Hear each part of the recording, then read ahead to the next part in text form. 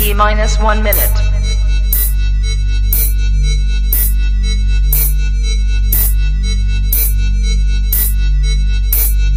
T minus 50 seconds.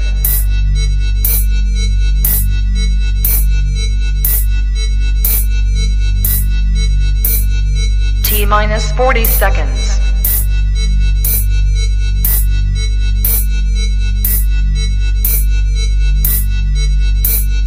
T minus 30 seconds.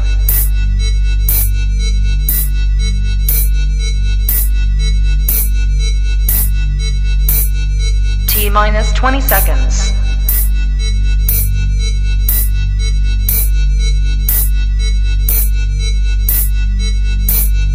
Ten, 9, 8, 7, 6, 5, 4, 3, 2, 1, 0.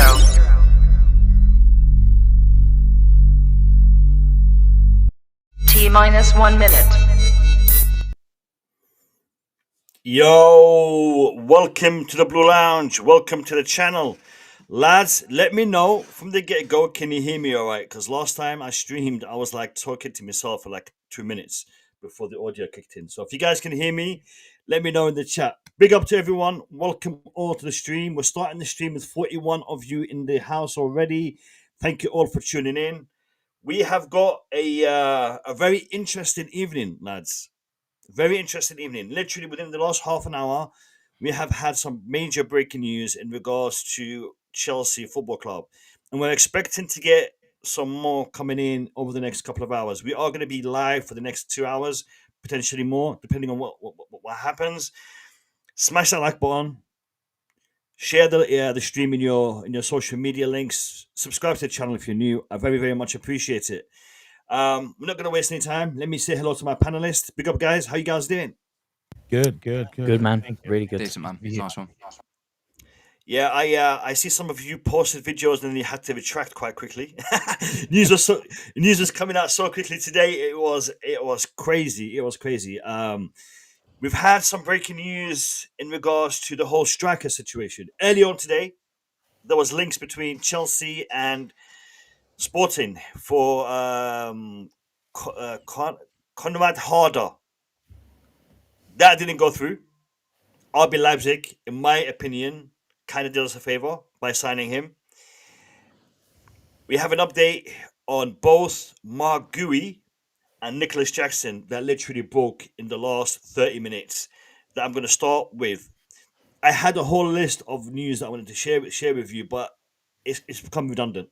Because of these two breaking stories, it has become redundant. Let me share them with you guys, and then we will discuss. And let's go to the other screen, and let's bring up the first one. So I'm going to bring it up from the latest to the oldest. So the first one we have is from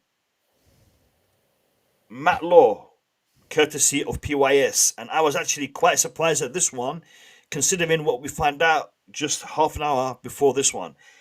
Breaking news. Chelsea have reached an agreement to recall Mark Gui. You all know we sent him out on loan to Sunderland. There was no termination clause for the loan. There was no clause to bring him back. He had to go there for the entire loan. But it looks like there was an agreement reached between Chelsea and Sunderland to break off that loan agreement. Is there, something that has been put in to sweeten it? Is Chelsea going to pay something? Is Chelsea going to give them, as Matt was saying before we went live, first dibs on a potential loan or a potential transfer? Is there another player that could be sent their way? More information will be clearer in the next few hours, I would say. But Mark Gui is coming back. Also, in case you missed it, Florian Plettenberg also gave us this about 40 minutes ago. Florian Plettenberg, he says, exclusive. And by the way, Florian Plettenberg does work in Germany, so he does have good access and Sky News. Exclusive. Nicholas Jackson to FC Bayern deal is now 100% off. Decision made a few minutes ago. Bayern have officially pulled out. Jackson and Ali Barat will fly back to England. We've all seen a whole bunch of Instagram messages from his entourage, Nicholas Jackson's entourage, especially over the past few minutes before this was made official.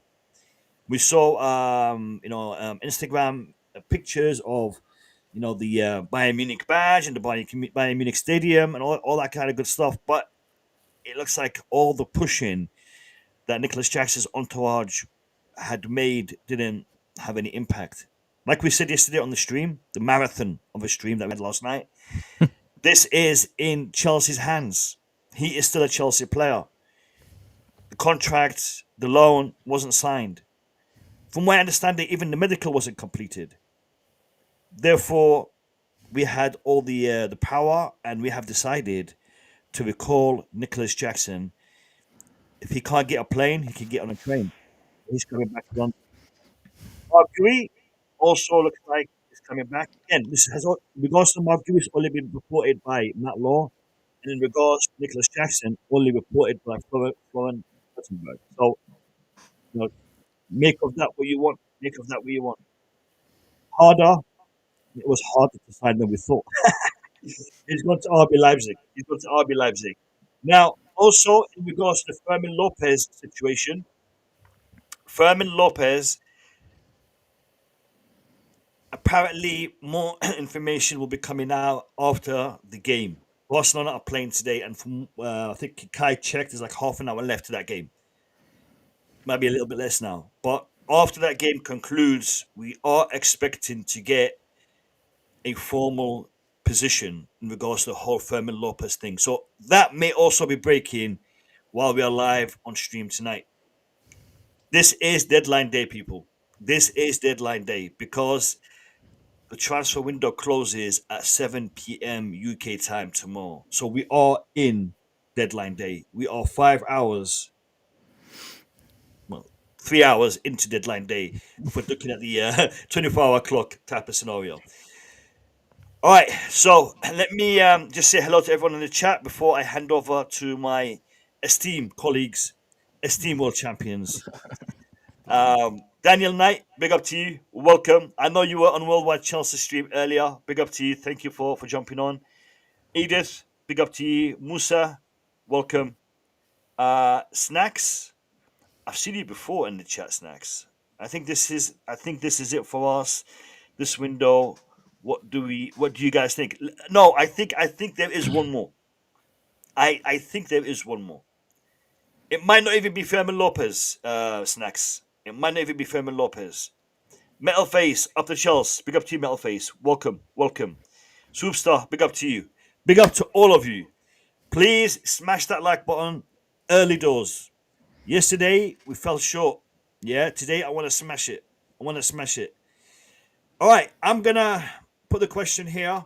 Before we talk about Lopez, because we were expecting more information on Lopez, what do you guys think of the Mark Guehi and Nicholas Jackson being recalled to Chelsea? What is your take on it? And whoever wants to go first, please jump in. I'll make it. Go on, Nate. Go on. I'll make it very snappy. Look, Mark Guehi coming back again. I know if Nicholas Jackson move hasn't happened, I mean, if he has a move to Bayern Munich, then I'll say, okay, bring it back. Mark Guehi can help. But if Jackson is also coming back, which we know Jackson is always going to be ahead of Mark Guehi, leave the boy at Sunderland. Let him enjoy his loan spell over there. Let him get time to develop. Other than that, I don't see the need of recalling Mark Guehi if Jackson is going to return. That's my take on it. Yeah, just to confirm, we had the report only come out from Matt Law in regards to Mark Guehi. Ben Jacobs has literally just confirmed Chelsea have reached an agreement with Sunderland to recall Mark Guehi from his loan spell, as called by Matt Law earlier. So that has been confirmed from Ben Jacobs. Go ahead, Kai. So my theory on that is I think the club might be looking, and this could be the fact that we might not go in for Fermin Lopez, is that they're going to move João Pedro into the 10 and have Mark Guéhi, Jackson and Delap when he's back as the 3 strikers, with João Pedro playing as the 10 rather than buying someone. That's what I think now. That's why they've brought him back, so they don't have to go and spend loads of money. Barcelona want upwards of 72 million euros, probably more, up to 90. So they're probably looking at going, don't want to get fleeced. We can bring back 2 strikers, and we've already got a ready-made 10. He's played 10 in the last 2 games. West Ham and Fulham, he played in the 10. So that's what I've. As soon as I saw the Gu thing, I was like, I think Pedro's going to become a 10 now.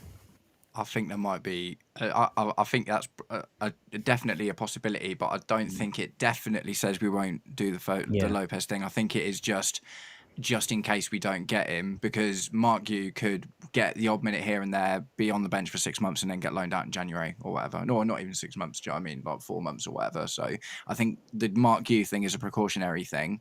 I think ultimately it's a good thing though, because even if we do get Fermin Lopez and Mark Gu doesn't get minutes, look what's happening in the Premier League, man. Today, Rayan Cherki out, Saliba out, Bukayo Saka still not featuring for Arsenal because he's out. Players are dropping like flies across the board, man, and we are at the beginning of the season. So I think that bringing back Mark Gu is a good idea, even if we do get Fermin Lopez. Yeah. Obviously, maybe Liam Delap's injury is a bit more serious than we initially thought as well. That's the other indication, obviously. Yep. Yeah, it does look like he'll be out for more than 8 weeks, and his recovery and in his match fitness will also be in question. Just before I let you continue, Matt, in regards to the Mark Guéhi and Nicholas Jackson recall, could we anticipate that because we are so restricted on time, that both recalls were being developed, were being actioned? As we know, Bayern Munich were also looking at maybe entering into a permanent deal for Nicholas Jackson, or maybe adding the obligation. In case they did that, then Mark Guéhi coming back would have been, the backup. But it looks like the Bayern Munich, because the report says Bayern Munich have called the deal off. So it is them who have decided not to do the obligation. It is them who have decided not to enter the permanent deal. So could it be that Chelsea were not really looking to get both of them back, but were working on both just in case Bayern Munich were to continue with the Jackson thing? I actually don't think so, man. I think if we'd have sold Jackson, we'd have needed to buy someone other than Konrad Harder, who chose Leipzig because of the thing. Like, man, there was no one. So even if we did manage to sell Nicholas Jackson, and even if we did get that money through, with how little time we've got left, the likelihood of us getting another striker, like I said, I think bringing Nicholas Jackson back was always going to happen. I think bringing Mark Guéhi back was a calculated risk, being that the worst case scenario is Mark Guéhi misses out on minutes, and that's the worst thing that can happen in that situation. But at the end of the day, man, I think we need 3 strikers. Do you know what I mean? Before, when there was less games than this, we talked about it a bit yesterday. In the Roman era, we normally had 3 strikers. Do you know what I mean? We I've said it before. We normally have 3 goalkeepers. Like, in what world do we have a 3rd goalkeeper and not a 3rd striker when there's more games now than ever? So I hope it's been a bit of a wake up call, to be honest. Because obviously we've been we're taking risks with only having Nicholas Jackson pretty much as that striker option for the last 2 seasons. Do you know what I mean? And obviously Mark Guéhi was there, but spent a lot of time injured, but there was like no competition or anything. So I'm kind of seeing this as like, I think most teams need 3 strikers, man, in the grand scheme of things, because there's just so many games, there's so much football, and like I say, it's turning into an epidemic, this injury thing, man, across the Premier League. I haven't really seen much going on in European leagues and other leagues and stuff. I don't know if it's the Premier that's getting hit hard because we're like the most physical and athletic league. I don't know if that's got anything to do with it, but just looking at today and the last couple of days, like all these really high profile players that are just getting injured and not being able to play. It's a real worry, man. Yeah, I mean, just looking at the league, I just got to mention a couple of things. Man City, I told you guys, Man City were not looking as sharp as they were before. Man City. Come on, City. Huh? 3 games in, mate. 3 games in. I'm gonna wait. We'll wait and see. Listen, they've lost 2 games already. 3 games in, but they've lost 2. We've only Uh, played mid-table teams as well, man. Do you know I what I mean? I don't. think. Brighton's You know what? mid-table though, isn't it? Brighton, Yeah. Brighton beat them. You know what I mean? Yeah. So you know, it's looking tasty. It's looking tasty. But yeah, um, do you guys think? And again, this is subjective. But me personally, I really do like Nico Jackson, and I really do think he is able to become a very, very good attacker, very good striker. However, with all that has happened, do you think he will come back into the team and he will perform, or do you think he will come back in the team and cause an uproar? I think the biggest problem is not Jackson; it's his agent. I think his agent's got to be very careful because he's going to burn some bridges if he carries on the way that he's going. He already has, to be fair. He already has. So I don't think Jackson. Obviously, Jackson's going to be upset. Anybody would in that situation, especially after making the travel, and you've got in that mindset that you're going to be a Bayern player. I get it, but his agent for me is the one that's going to have the biggest problem. I think Jackson, he'll come in, he'll first day in, he'll have a chat with Maresca. They've obviously got the international break now. I think he'll probably go away, but when he comes back, they'll have a good chat. He'll go into the team. I think up until the point he decided that he wanted to check his options, he was still training with the squad. He wasn't in the bomb squad. He was still training with the team. He just wasn't being, selected for the pre-seasons and things like that. So it's not like it was a lot of animosity there, because we know with players that aren't part of Maresca's plans and that they're in a bomb squad, they're training at different times. He's even come out and said, I don't know what's going on with them because I don't see them. So Jackson and Kunku were a sort of exception to that rule. So I think he'll come back in, it will be a chat and they'll be forgotten, and he'll come back in. You'll probably find that he potentially could start the next game if Cole Palmer is still out. So, because obviously there's no Delap now, so you can't. So João Pedro will probably play in the 10. Jackson and João Pedro, yeah. So Jackson will probably end up starting. So, yeah, I think Jackson will be fine. Do you know what, Kai? I actually want to see Jackson and Pedro playing together. Because I think Jackson will probably benefit from having someone of the ilk of Pedro, João Pedro, behind him or alongside him. I think that Jackson finds himself isolated quite a lot in the game, and it's not because the other players are not playing well with him. I think it's just the way he plays. He seems to be, how shall I put this? He's a Conor Gallagher type of player, but as a striker, if you know what I mean. He does a lot of running, and it seems like it's aimless. Yeah, I mean, Conor Gallagher would do a lot of that running in the middle of the park. He'd win the ball back, but then when he gets the ball back, he wasn't really that creative with the playing with the ball. And I think Jackson, he does put in a shift when he plays. You can't fault him for that, but his decision making sometimes. And I think what I've seen from João Pedro in the few games that he's played for Chelsea is João Pedro's decision making is spot on. His positioning. He knows when to when to be advancing forward. He knows when to sit back a little bit and get that ball and play that pass. You know what? I can't believe João Pedro has been overlooked. By big teams. We have got a madness of a deal with João Pedro. He is such a talented player. Something else just spoke. I want to just double check. Give me a Just while second. you're looking at that, Mo, do you know who else might really benefit from Nicholas Jackson? Go ahead. Garnacho. Because Nicholas Jackson likes to drift out wide, and Garnacho's at his best when he's cutting in and trying to score. Good So shout. they might naturally their natural styles might benefit each other quite a lot. So that'd be really interesting. I got a Good feeling Garnacho's going to get a starting spot very, very quickly. Yeah, I think so too. To be honest. I think he's got the experience, man. Do you know what I mean? Like Jamie Gittins looks good in that, but Garnacho knows the ropes already at the Prem, doesn't he? What do you reckon, Nee? Oh, everything's gonna come out from my mouth is gonna be positive. So yeah, I've already seen it. I've seen it. Hey, Gonna bang in a lot listen. of goals. Nee. I gotta say something to you, brother. Go Do you for know it. what? I am getting some good vibes from Garnacho. I'm getting some good vibes, and these vibes that I'm getting is his. It seems like he really is in love with the club. which is weird because he's a Mo, United Academy player. hold on, Mo. When Go he on. was a kid, Yeah. he idolized Eden Hazard. He was wearing Chelsea jersey. Have you watched the interview? But he also idolizes Cristiano Ronaldo. He hated That's Messi, by the when way, which Ronaldo is was. strange because That's he's when. Argentinian. Yeah, but that's when he joined Manchester United academy. He will have to look for one player to idolize him. But as a kid growing up, he made that statement that he idolized Eden Hazard, and he was even had a Chelsea jersey on him. So we could say he is a Chelsea player from beginning, from childhood. You get what I'm saying? Until he's got maybe growing up the club that really brought him up as Manchester United. Not they did not really brought him up, but then when he gets to that age where he has to get to Europe and start playing football, United was the one that got him in. And he looked at Cristiano Ronaldo as an icon at the football club. But besides that, yeah, he's a true and true blue. Another player that could benefit is Enzo.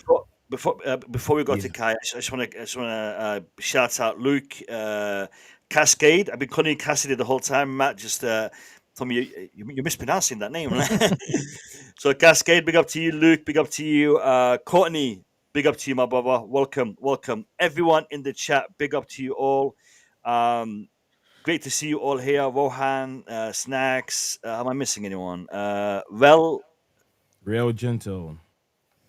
He spelled it well though. Yeah, real gentle. Okay, let's just.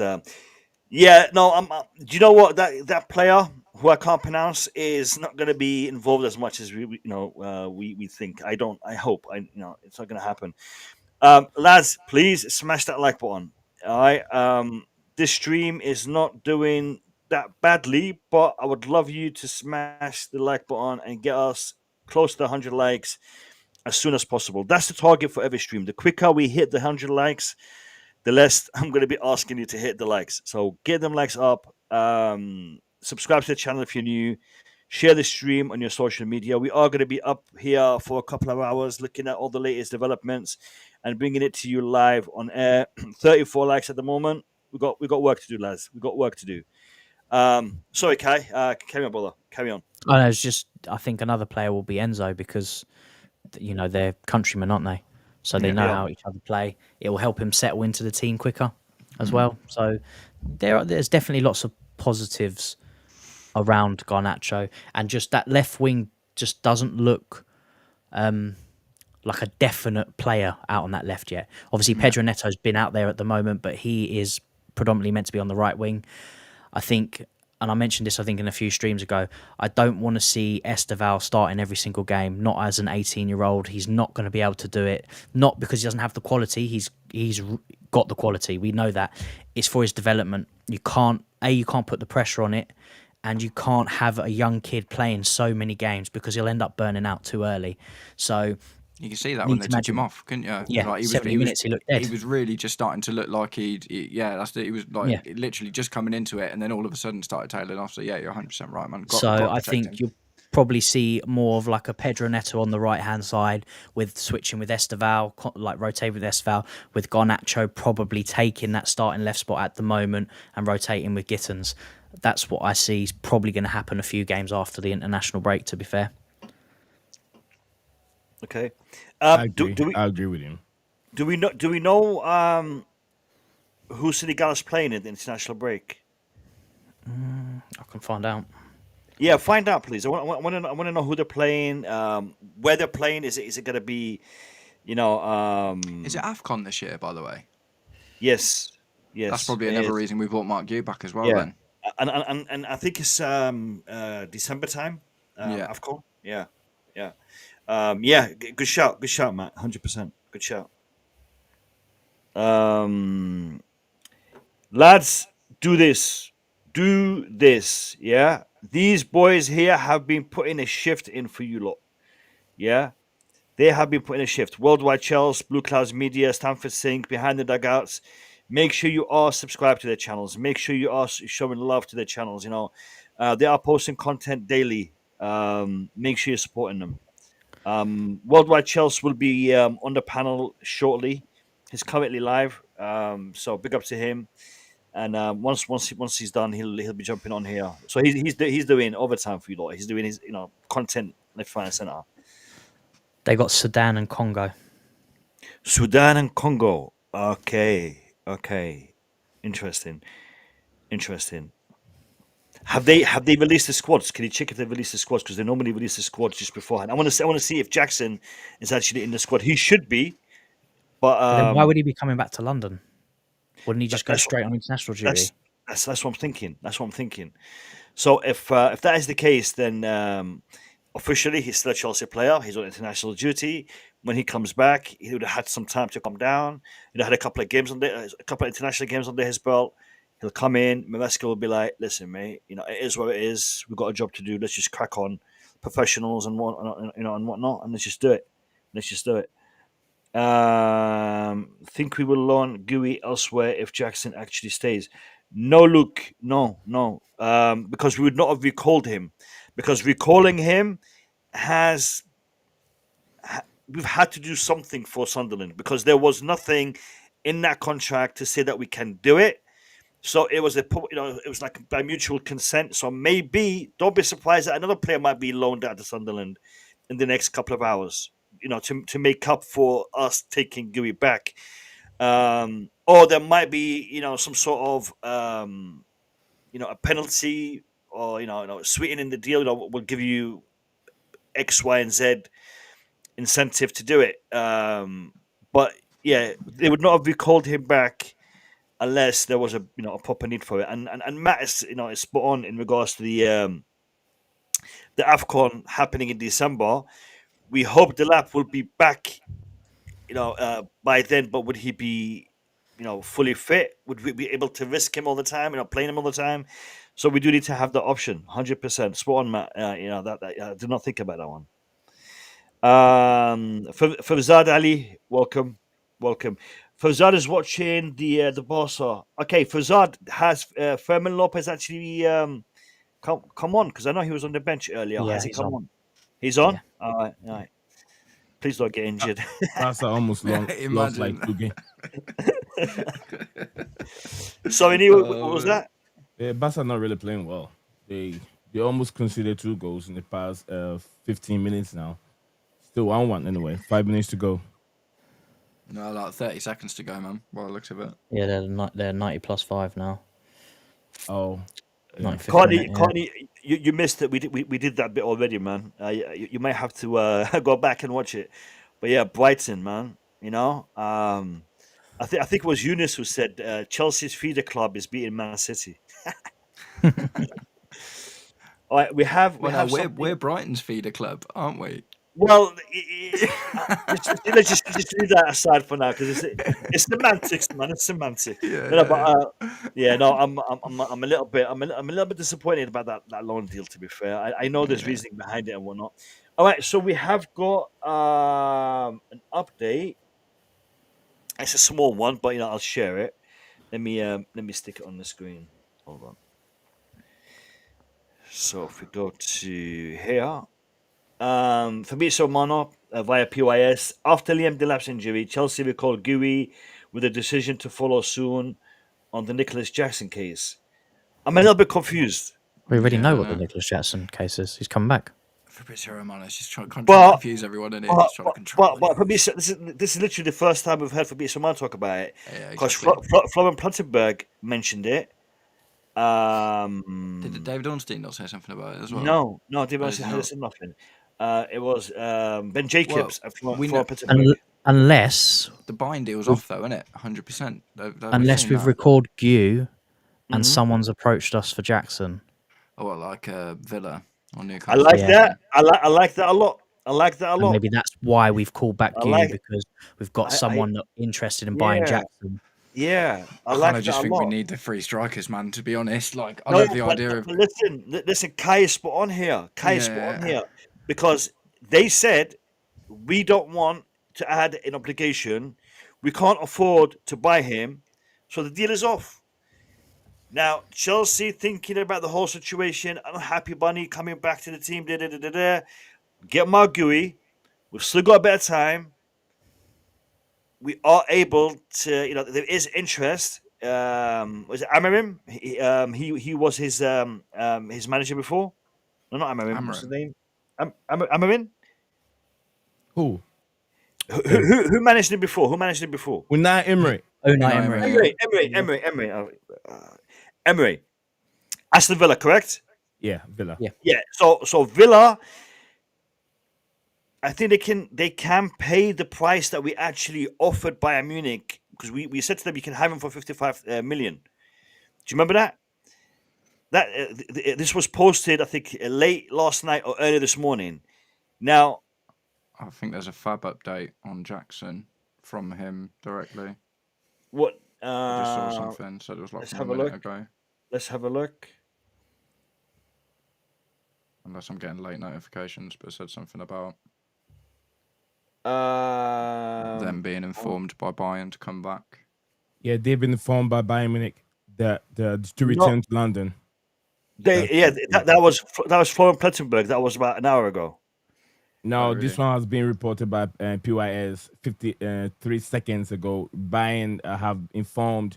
Yeah, have that one we just informed read. Jackson and Lee Brett to return to London. The Bayern Florian have informed Plettenberg, did they Jackson, say? yeah, we literally just read that about a minute ago. Did he say return to London, or did he say to return to Chelsea? Because if he said return to London, I'm reaching here, So and that could just mean that he's Yeah. returning because he's up for sale. Not Ret- the fact that he's returned to be part of the squad. Do you know what? That is something I'm gonna hang on to. So do you I think there might be a twist here, and I Do you think think Kai the exploited it. Do you reckon the Fermin Lopez deal hinges on selling Jackson then? Because otherwise, do you reckon if we don't sell Yes. Jackson, we'll still go out and get Fermin Lopez? Difficult. No, Balance the I books. don't- Difficult. I thought 'Cause that was why we otherwise- didn't get Xavi, because we didn't sell both. Yeah. I mean that's all. There's a lot of Speculation on that one, Yeah, but yeah. To be honest with you, I don't see. But then why would we have bid? Because we put a bid in already. I know it's a peanut bid, but Well, we yeah, have that's- put in a bid. That's Well, what I if mean. he's gonna Do you know what I hold, mean? So if if Barca we're will take- gonna bid for what I'm saying is, if we're gonna bid for Fermin Lopez anyway, regardless of whether we bring Jackson back or not, then we should surely just bring Jackson back to be in the squad, because unless there is some other striker that's available that we're not talking about that we can go out and get, if we were already going to get Fermin Lopez, regardless of whether Jackson came back or not, what's the point in selling Jackson? Do you know what I mean? If we could just have the depth in the squad and a player of his quality in the squad, and we don't need the money, then why? Unless we're going. So, is it we're going to get Fermin Lopez regardless and go out for another striker because we didn't get Xavi Simons? So maybe the Nkunku money funds the Fermin Lopez bid. That's reasonable. But if we're not going to get another striker, then what's the point in selling Jackson? Yeah, I totally agree with that one. But then it's the Mark Gu thing that throws everything in, because if we go out and get Fermin Lopez and we sign this Buonanotte who's having his medical today, we've got João Pedro, Jackson, Liam Delap, Mark Gu up front. Obviously, Delap being injured, but we've got 4 strikers, which we only wanted to go in with like 2 this season. So now we've doubled it. Well, and then we've got... Look at all the injuries, man. Do you know what I mean? Yeah, I get that. But then we've got Buonanotte, who apparently is coming in as a backup for Cole Palmer. So we've got the 2 10s plus Fermin Lopez. Now we've got 3 10s. So I don't think... Are we starting stockpile again? I think, the thing is, Buonanotte is not really stockpiling, though, is he? The thing is, chances are he might just not play. He played for Leicester and got relegated last season. Do you know what I mean? We're not bringing him in, honestly, thinking that he's going to... Could be a Tyler Adams situation, though, couldn't it? Where he does the medical and then they pull the plug and he goes back. Maybe, yeah. Because we're getting someone like Fermin Lopez. Yeah. Because he was doing his medical. I saw a report this morning that he was having a medical today. Yeah. It's now 10 o'clock. I've not seen nothing. Yeah. No, that's fair. And do you know what I mean? Is like the Buonanotte thing, even if he gets over the line, man, I think that's more just, like I say, Dennis Zakaria would sound against, like we've done this a few times, do you know what I mean? Where we go in for players last minute, get them on loan just to, because we don't know what else is going on. Yeah. Chances are, man, he'll get like 0 game time and get recalled or whatever. But I think that because the Fermin Lopez stuff hasn't happened, they just wanted to go out and be like, okay, we just need to make sure we've got something. Do you know what I mean? It's a tough one, but I don't see them all being part of the plan, man. It's impossible, really. No. But yeah, I think the free striker thing just totally makes sense. Like I say as well, if Nicholas Jackson comes back and plays for us, and goes to AFCON in December, then we're going to need Mark Yu because Yeah. we won't just be able to go Liam Delap throw him back in. Do you know what I mean? Yeah, So, I'm worried how long this Liam Delap injury is going to be. Yeah, same. It's looking more serious than we first anticipated. Yeah. Is Um, they I stated think that there will be another scan in 48 hours to make sure Yeah. how So serious. that was yesterday. So I'm expected to be done on Monday. So we'll definitely have a better picture of his situation on Monday. Guys, we've got 150 of you watching right now. 150 of you. That's a really nice number. Thank you for being here. Thank you for watching on the Blue Lounge. For any of you who are new, please hit that subscription key. For any of you who are new, you know I like likes. I like likes. Let's get to 100 likes as soon as possible. If everyone here hits the like button just one time, that's it. Job done. But yeah, we are continuing to follow all the developments as and when they are coming in. For those of you who are unaware, Nicholas Jackson has been recalled. Actually, no, let me be accurate here. The deal with Bayern Munich is no longer going through. Bayern Munich have withdrawn from the deal. So, is Nicholas Jackson coming back to Chelsea? Is Nicholas Jackson going to be sold elsewhere? Only time will tell. Guys, I'll be back in a second. I'm just going to to sneeze. Give me a second. I'm not sure if I'm not sure if you guys have touched on this. Very very good day for a Chelsea loan player. Aaron Ansumanin was able to play I think 90 minutes for Dortmund. Borussia Dortmund today Yeah, cool. when Kano They love him. Chukwuemeka joined the team from the bench in the 77th minute. By impressive performance, 90 minutes playing the back three. It wasn't that easy, but he did a very, very good job. And won. I think they won 3-0.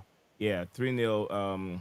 Do you know I which think, position in the back three he played, Nee? Right. Okay. He played on the right hand side. Yeah, okay. Cool. So yeah, That's 3-0 good, man. and over Union Berlin. That's a good result for his debut and starting also. It was Yeah, good. yeah, It was yeah. good. Yeah. It'll be Dortmund's great an for us if he can play, like, starting every game Yeah. for them this season. It'll He be was great shouted for out. development. He was shouted out by the admin on X from Borussia Dortmund as well. Yeah. for cool. Oh yeah, no, he's done a good job today. Today, lads. I'm actually quite interested in the angle that Kai posed in regards to us selling him. Do you think, because I'm reading that Isaac might be going. Newcastle might be reaching a deal to sell Isaac in the next few hours. They've got Walter Mada, don't they? But they've got nothing They- else. They've But lost. they were heavily linked to Jackson. With that money coming in, they can afford Jackson. They were still Ast- talking about trying to get Aston Strand Villa- Larson after Walter Mide went in, and he Ast- was like Ast- upwards of Aston 55. Villa, Aston Villa were unable to get him because of the fee that Chelsea were asking. Chelsea have reduced that price. All this issue that we've had with Bayern Munich, Chelsea will be accepting a lower bid. Could Nicholas Jackson being recalled or his deal collapsing with Bayern Munich mean that we are going to sell him still, and that is why Gui is back? I'm going to leave you guys in the capable hands of my panel. I'll be back in about 5 minutes.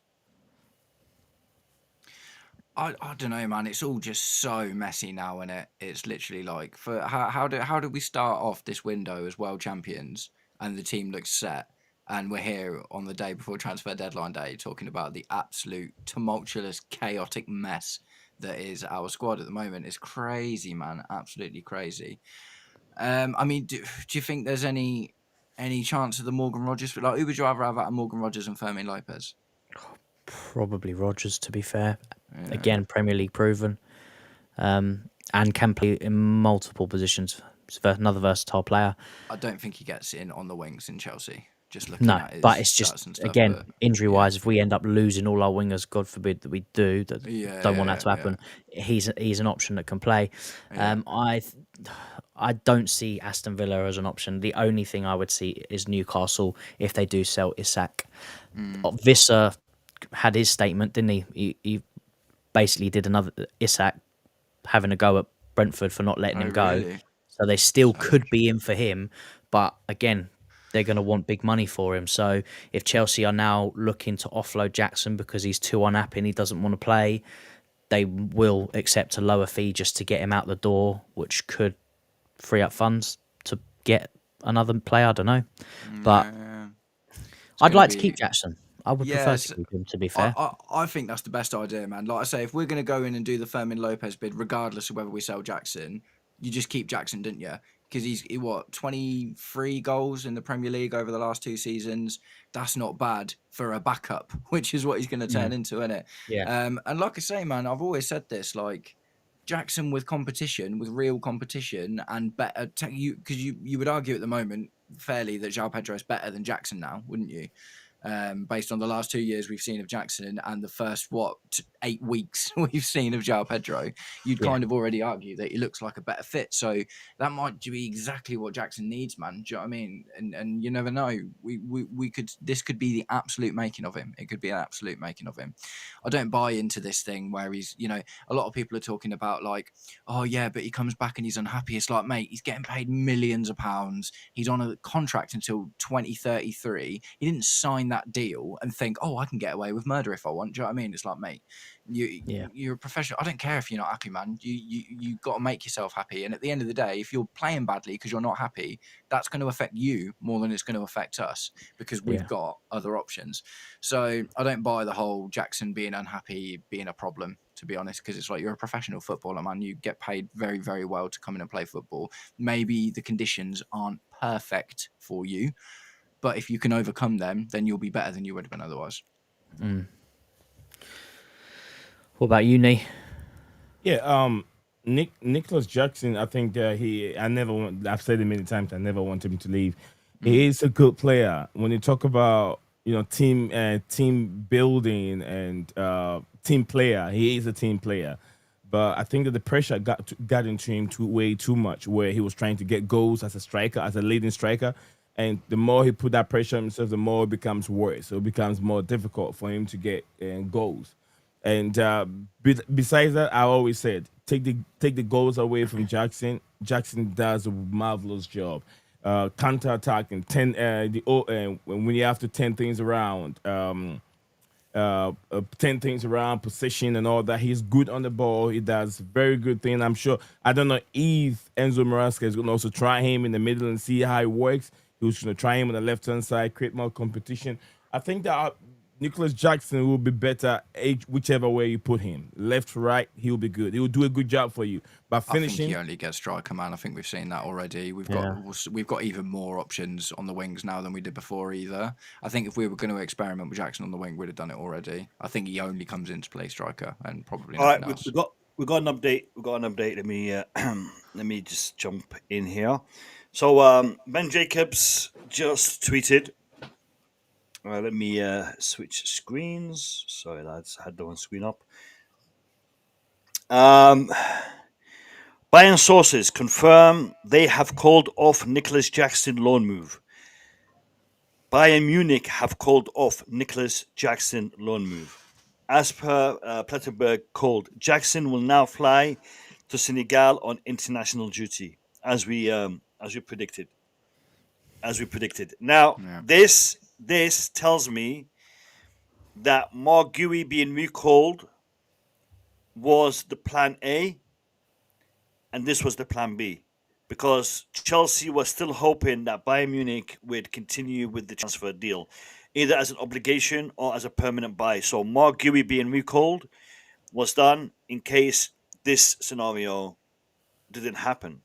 But it did happen, which now emphasizes the point that Kai made earlier on.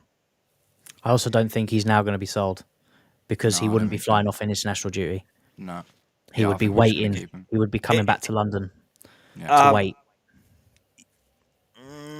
Or if he's going to fly out to Senegal now, wherever they're going. Yeah, but it doesn't mean he's flying out literally, I mean, in 48 but hours. A club can't make a signing without doing a medical. So if he's now going to fly out, he can't conduct the medical there. No. So he's going to need to conduct the medical. Usually, like if it's a German team, sometimes they let them do it in London. Yeah. he would need to be somewhere for the medical. So he's not going to fly out there for them to be on this blower going, oh, we want to sign you, get on the plane, come back to London so we can do a medical. So that would make me think if he's now going out to fly on international duty, probably not tonight. He'll probably still stay in Munich tonight, drinks a bit more beer, and then he'll fly out tomorrow. But I don't see why he would fly out before the transfer window ends. I'll be very surprised. Yeah, it doesn't really because he make can't any do a sense, medical. man. So, and they won't sign him with that one. Yeah, and it's just like, and we just there's just no one else really, man. Do you know what I mean? There's just no one else. Like Mark Yu, don't get me wrong. It's like if you're talking about just having bodies in the team, then yeah, call Mark Yu. But you want Jackson in the squad because you would have thought that, you know, Liam Delap got 12 goals last season, Jackson got 9, Mark Yu got none in the Premier League. Do you know what I mean? So just looking on experience, you'd be like, right, if Jackson can try and get 9 to 14 goals, which is the average of what he scored since he's been here again, that's a lot more of a better option than Mark Yu, who might get better, but Mark Yu is a massive question mark, isn't it, at the end of the day? And Mark Yu is a body just to have someone there. Same, I think, as Buonanotte. Do you know what I mean? It's like, it's just about having a body there in case the worst case scenario happens. But in terms of actually, like, we need someone who's going to come and score goals, it's only Jackson, really, isn't it? Do you know what I like about Jackson? And I know you guys mentioned a few points here, but do you know how I said that his decision making sometimes isn't spot on? But because it isn't spot on, it confuses the hell out of the opposition. Seriously, it confuses the hell out of the opposition, and that is something that is, I guess, The a positive. biggest thing with Jackson Maybe is Go on. it's just the chances that he's missed. I mean, from January up until the end of the season, I think Palmer put 19 chances on his plate, and he you know, good chances as well. Good chances. yeah, as I said, good chances, and he's not finished it. But the difference that he will have now, if he's coming to play, and one of the frustrating things as fans that we had, is if he wasn't scoring it, we still had to stick with him. We had no other option to change the game. Now we do. If he's not putting in a shift, and if obviously Cole Palmer's injured at the moment, so João Pedro's in the 10, he can take off Jackson, put João Pedro up front, and stick someone else in the 10 to try and get something else out of the game. We're not going to be sitting there with Jackson 80, 90 minutes of football, fluffing chances. We have now the option to take him out, and, you know, you're not performing, mate. Take a rest, get you out of the limelight a little bit, and let's get someone else up front for a little bit, which we haven't had for the last 2 seasons. So I think the frustration and the pressure will come off him a bit because it's now not only relying on him to bag the goals, and we are starting to spread goals around the pitch now. Wingers are scoring, midfielders are scoring. So less pressure might help him. Competition might help him. We'll just have to see, man. But what he offers without scoring the goals is work rate. You know, he's big on his work rate. His pressing game, he's an aggressive presser. He is quick. So it's a positive across the board. So yeah, it'll be interesting to see. There's developments on the whole Isaac situation. It looks like Liverpool. It looks like that might be happening. It looks like it might be happening. Yeah, it looks like it might be happening. But I think it'll go down to the wire. Go for it. It'll go down to the wire, and if it goes down to the wire, it means it would be very, very hard to see that happening, and then the Nico Jackson thing happening the other way. Yeah. Yeah.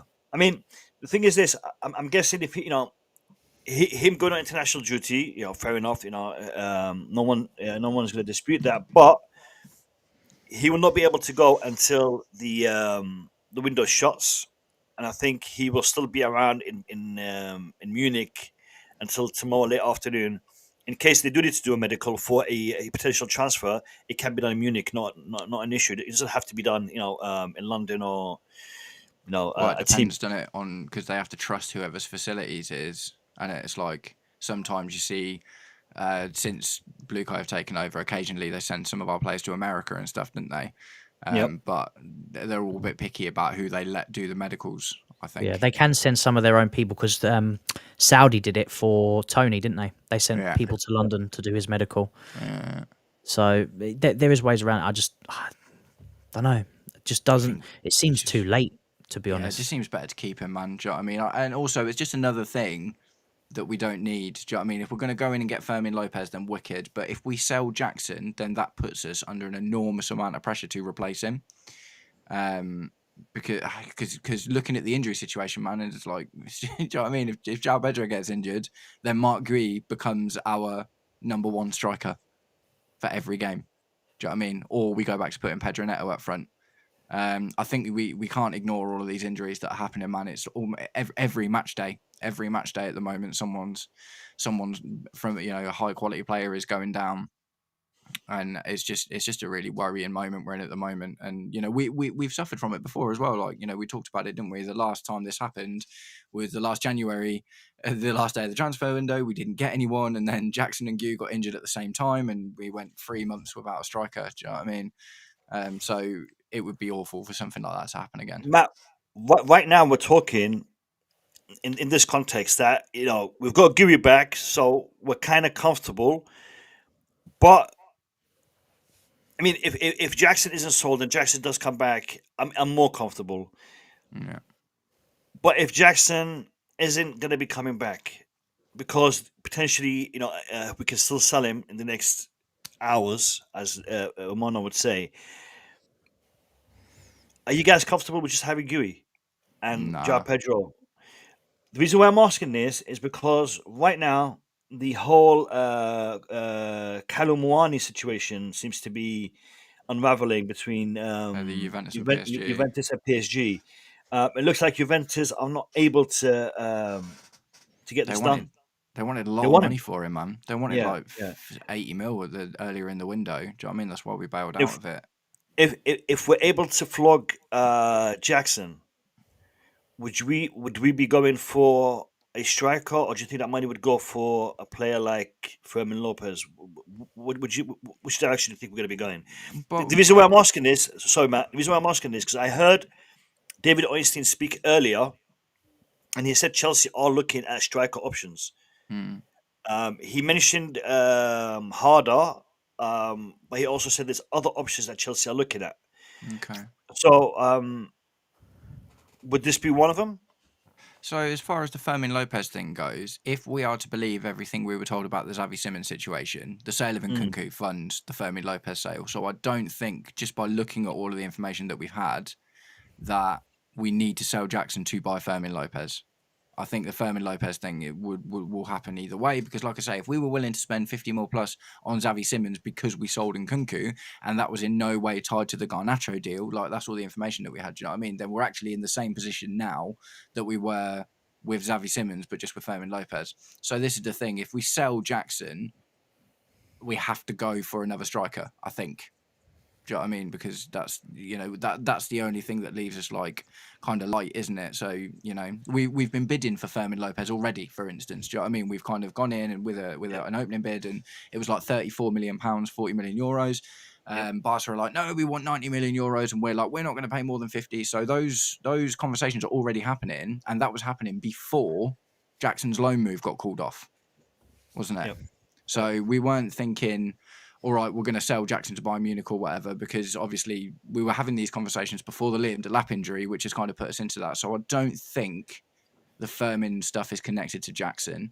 I think if we do sell Jackson, it means we absolutely have to go out for another striker. I was just saying while you were on your fresh air break, Mark Gu is a body, the same way that Buonanotte is going to be a body. Do you know what I mean? That's just about getting bodies in the team for worst case scenario, I think. But in terms of having players of quality available to be able to come in, because we might have like a Champions League game and then a top 6 game in the space of like 2 or 3 days at some point, and then which game does Mark Gu play in of those to rest his striker or whatever, so we don't burn people out? Do you know what I mean? We're gonna, because of all of the games that we're gonna have, we're gonna need quality. I think Mark Gu comes in as a worst case scenario situation in case we're in a situation where someone gets injured, or we can put him in a League Cup game. Who have we got in the League Cup? It's was it Lincoln, or who is it? Yeah, Lincoln, Not I think. sure. So Mark Gu plays your game against Lincoln, doesn't he? Or something like that. And then that gives your other guys a bit of time to rest and juggle all of the other big games. if we sell Jackson, then we have to replace him with someone of equal or better quality. I would have thought. Yeah, 100%, 100%. Danny Welbeck, mate. I'm saying. Yeah. The Barcelona game has finished now, right? Yeah. Yeah. Yeah, it was one of Guys in the chat, if any of you can speak Spanish and you're able to watch the post-match press conference, let us know what is being mentioned, because I'm sure journalists are going to be asking something in regards to that. So any Spanish speakers in the chat, let us know what happens in that post-match press conference, because 100% Fermin Lopez's situation will be raised in that press conference. So I'd love to hear if anyone is able to do that for us. Let me have a look at some of the comments. The Einstein tweet, I saw that Fawzad, nothing new with that one. Tala, imagine Parma without Jackson. Yeah, what?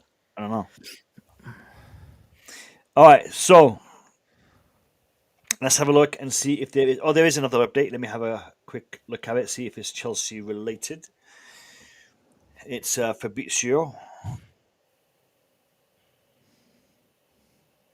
Okay, so Fabrizio Romano is saying Liverpool are pushing now to sign both Alexander Isak and Mark Gui before Monday's deadline.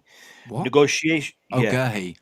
Gehi. Yeah. I was like, what? Twist. Gui's on the mind. Sorry. Gehi. Mark Gehi. Yeah, okay. Apologies. Misspoke. No, Right, that blew my mind, man. I was like, mate, that was out of nowhere. I know. That would have been awesome. That would have been Yeah. mad. Yeah. Negotiations proceeding, waiting for the next steps from Newcastle and Crystal Palace on fee replacements. Joe Gomez to AC Milan, also likely exit if the defender approves the move. We also have another update. So, I think the whole Isak situation is going to add a twist to this transfer window. We are going to see something happen. Okay, Florian Plettenberg has just tweeted. What has he? He's just regurgitating what Fabrizio Romano just said. Anything else new? No. Yeah, I mean, a massive transfer like Isak will definitely have a big impact on the market. Will definitely have a massive impact on the market. Yeah.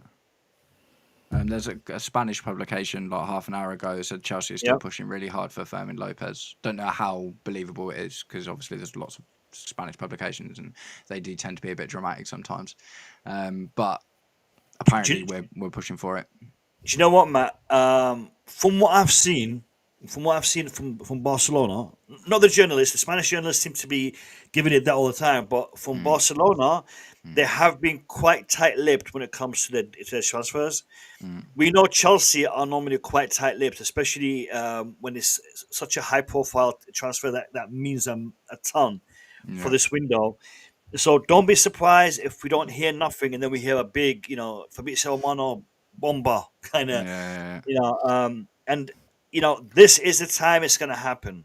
They've literally just finished their game. We are going to get some information. They did say that nothing was going to happen until after the game, or nothing will be announced after the game. My biggest interest here is this: Fermin Lopez said that he would release a statement on Friday night. He didn't. Saturday night, he didn't. He hasn't done it yet. So this is something he is contemplating it hard, because he would have made a decision by now, unless Chelsea have given him something that has enticed him, but Chelsea haven't given Barcelona something that is enticing them. And I think that is where the stumbling block is. I think they're very careful to say that agreement has been reached with the player, because of his link to the Barcelona, his history with the club. He doesn't want to be putting Barcelona into a position where he is putting pressure on them. I think he's very respectful of his club. That's the impression that I've got. So I think that it's a matter of getting that right deal between them. we've got another update. I want to just have a quick look. Quick shout out Go to ahead. what Farzad Ali said Go ahead, Matt. as well. Yeah. After Bayern, we play United away. After Benfica, we play Liverpool at home, and after the Barca game, we play Arsenal at home. So this is kind of what I was talking about, man. Do you know what I mean? It's like they're blocks of really big games. Do you know what I mean? Where, or you know, you wouldn't necessarily start Mark Gue against any of those teams, would you? In an ideal world. So Nicholas Jackson or someone better of the equivalent is your kind of best option there. And you can't play João Pedro for all of them, as much as you would like to. Or obviously, all of us would love to see him play every game, but we're just going to run him into the ground, aren't we? This is not Chelsea related. Breaking news. It's not Chelsea related yet. It may be, but it's not related directly yet. And this is from Petersburg. Despite the agreement between Juventus and Callum Hudson-Odoi, a transfer will not go through for now. Paris Saint-Germain have temporarily withdrawn from the negotiations with Juventus, confirmed. One to watch on deadline day. So Juventus, Callum Hudson-Odoi, Paris Saint-Germain, that deal isn't happening. Could we see Chelsea step in here? If we sell Jackson. But as Kai said, like, if he is going to go straight to unless he, like, obviously it's very nuanced, isn't it? Because if he stays in Munich, maybe he can do his medical there and stuff. But I don't know. He's going to be a lot of money as well, man. And he isn't actually that. Well, he's probably good, but he's not like absolutely banging the numbers away. Do you know what I mean? I remember looking into it. Probably rate Jackson over Callum Hudson-Odoi, to be honest. Yeah. Okay. And Callum Hudson-Odoi is going to cost. Do you know what I mean? That's going to be pricey. And he's going to expect to be number one even when all the strikers are fit. He's like 25, 26 as well. Salary might be an issue as well. I think salary might be an issue. Yeah. Because I think he's on big money. We ain't going to be breaking no wage structure, are we? Because, I think it was just before we got João Pedro, we were talking about Callum Hudson-Odoi. And like I said, I think he's like 25 already, isn't he? So it's, we'd be breaking a lot of the precedents that we've set in terms of like contract structures and stuff to get him in, and I don't think he's shown that he's good enough to drop that kind of money on him and potentially alienate other people in the squad. Yeah. So we've got a tweet from Ben Jacobs regarding the whole Isak situation. Yeah. I can't believe Newcastle are still adamant they want 150 million for the man. They are still adamant on that. Yeah, they're probably just feeling a bit hurt by the whole situation, aren't they? So they want to profit out of it. So Liverpool have offered 110, and they've also indicated now that they're prepared to pay around 120 million pounds, not euros, pounds for Isak, and Newcastle are still adamant they want 150 for a player that does not want to be there, for a player that's kicking up a mad fuss. That's a big one. That's a big one. It's kind of like we're talking about with Jackson, though, isn't it? It's a much more like intense version of it. But at the end of the day, if Isak doesn't go anywhere, he's got to reintegrate into the team and play, because otherwise he's just going to ruin his career. Do you know what I mean? He can't just sit on the bench for 6 months and wait for the next thing to come around, because no one will be Matt, want to. If you can address this question from CFC Gamer. Yeah, it's off, man. Yeah, it's off. He's going to Red Bull Leipzig. And you know what? Honestly, that's not even a terrible thing, to be honest, because he scored 6 goals in 28 appearances in the Portuguese league last season. So we're not talking about like another Gyökeres or Bruno Fernandes level player. Do you know what I mean? It literally probably would have cost us like 30 mil plus. I know we've got a good relationship with Lisbon, and obviously we're probably buttering them up to buy the club or to invest in the club, aren't we? But yeah, no, the Conrad Harder is going to Red Bull Leipzig. Yep. We've got nearly 100. Well, we've got more than 160 of you in the chat, and we've only got 69 likes. Right, 73 likes. My bad. It just refreshed. 73 likes. Lads, come on, smash that like button. Subscribe if you're new, and also take my fresh air break, boss. Go ahead. And also, my panelists here all have their links down below in the description. Go check out their content and show their channels some love. Much appreciated. Fabrizio Romano is live on YouTube. He is, and we will get his updates via PYS very, very shortly. You can guarantee it. You can guarantee it. I would put the stream on, but for technical reasons, I can't do it. It just lags out for some reason. Yes, CFC Gamer, I can't do it. The bandwidth issue. I can't play anything while I'm live. I can probably record it and then play it afterwards, but doing it live is a bit difficult. I do apologize. On my other streaming setup, I could do that, but on this one, unfortunately, I can't. But yeah, CFC Gamer, good to see you in the chat. Big up to you. Big up to you, and Aliyah as well. Thank you for being here. I've seen you in the stream a couple of times. RC as well. Big up to everyone. Big up to everyone. Let's have a look and see if there is any more updates. I am trying to cover all the updates, even if they're not Chelsea related specifically, because they may be related to something that could happen for Chelsea. As we know, a lot of these domino effects that we've been hearing about from David Oystein, from Fabrizio Romano, with a whole bunch of these players being tied to each other. As an example, if Isaac was to be sold, we could see a reignition of interest in Nicholas Jackson, because Nicholas Jackson is no longer going to Bayern Munich, in case you guys have missed it. Mark Gui is back at Chelsea from Sunderland. We were in for harder, and like I said, it seemed to be a harder deal to make. Pause. Gabriel, big up to you, my brother. Big up to you. Good evening to you. Good evening to you. Yeah, that last day, mate. It's the last day. Literally the last 24 hours. Nee, how you feeling, man? Well, what would you anticipate to happen in the next few hours, brother? Nicholas Jackson, just like I said, it's supposed to. I see Alexander Isak moving on straight to Liverpool. He will get his wish. That's why Newcastle definitely trying to find a replacement for him. And I remember a few days ago, there was a tweet that came out that Chelsea are trying to hold on to trying to get the right transfer deal for Nicholas Jackson. But from this situation, I don't see that happening. But anything can happen. Anything can happen within the last 24 hours. Anything can happen. And who knows? Who knows? Is he still going to go to Newcastle United? Now it's Newcastle and Aston Villa. That's where it is right now. Do you know what? I was not expecting to see both Jackson and Mark Gui being recalled. So, a lot is happening. A lot of surprises are happening. Nee loves Robert Sanchez. Nee, do you want to address that? Yes. Let me read it. So Fabricio says Magui is Robert Sanchez. No, it's this one here. I'll put it on the screen. CFC Gamer. Nee loves Robert Sanchez. We love. Big up to CFC Gamer, man. Look, I love.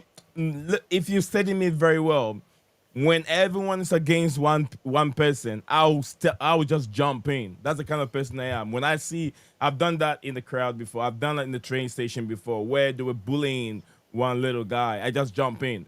I jump in right now. I took care of everything. Got everything out of that place. That's the kind of person I am.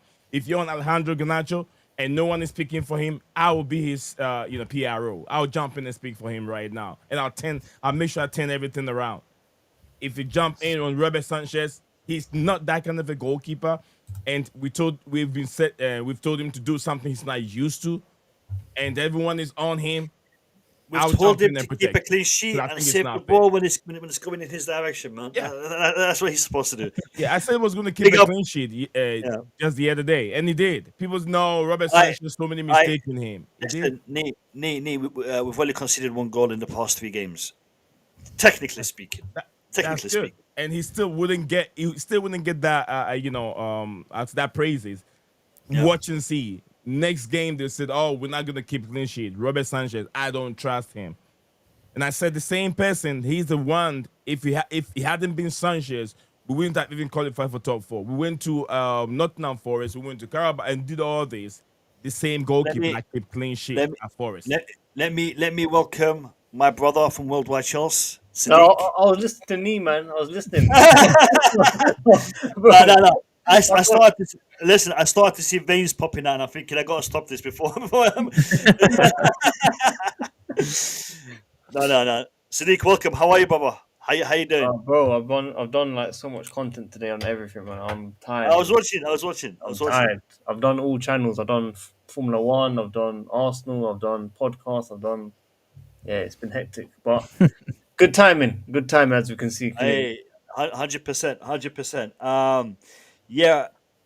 What's your thoughts on the Mark Gui and Nico Jackson being back in, as Chelsea players? Yeah, I mean, I've not seen any more updates since, unless you guys have. But it's a bit So confusing on Jackson, right? there is one. It's from Omar. And apparently this is as per Fabrizio Romano's live feed. I haven't seen it yet. But he says, so Fabrizio Romano says, Mark Gui is just verbal agreement between the clubs. Let's see what happens with Nico. Wow. So Mark Gui being recalled may be happening, may not be happening, depending on the Nicholas Jackson situation.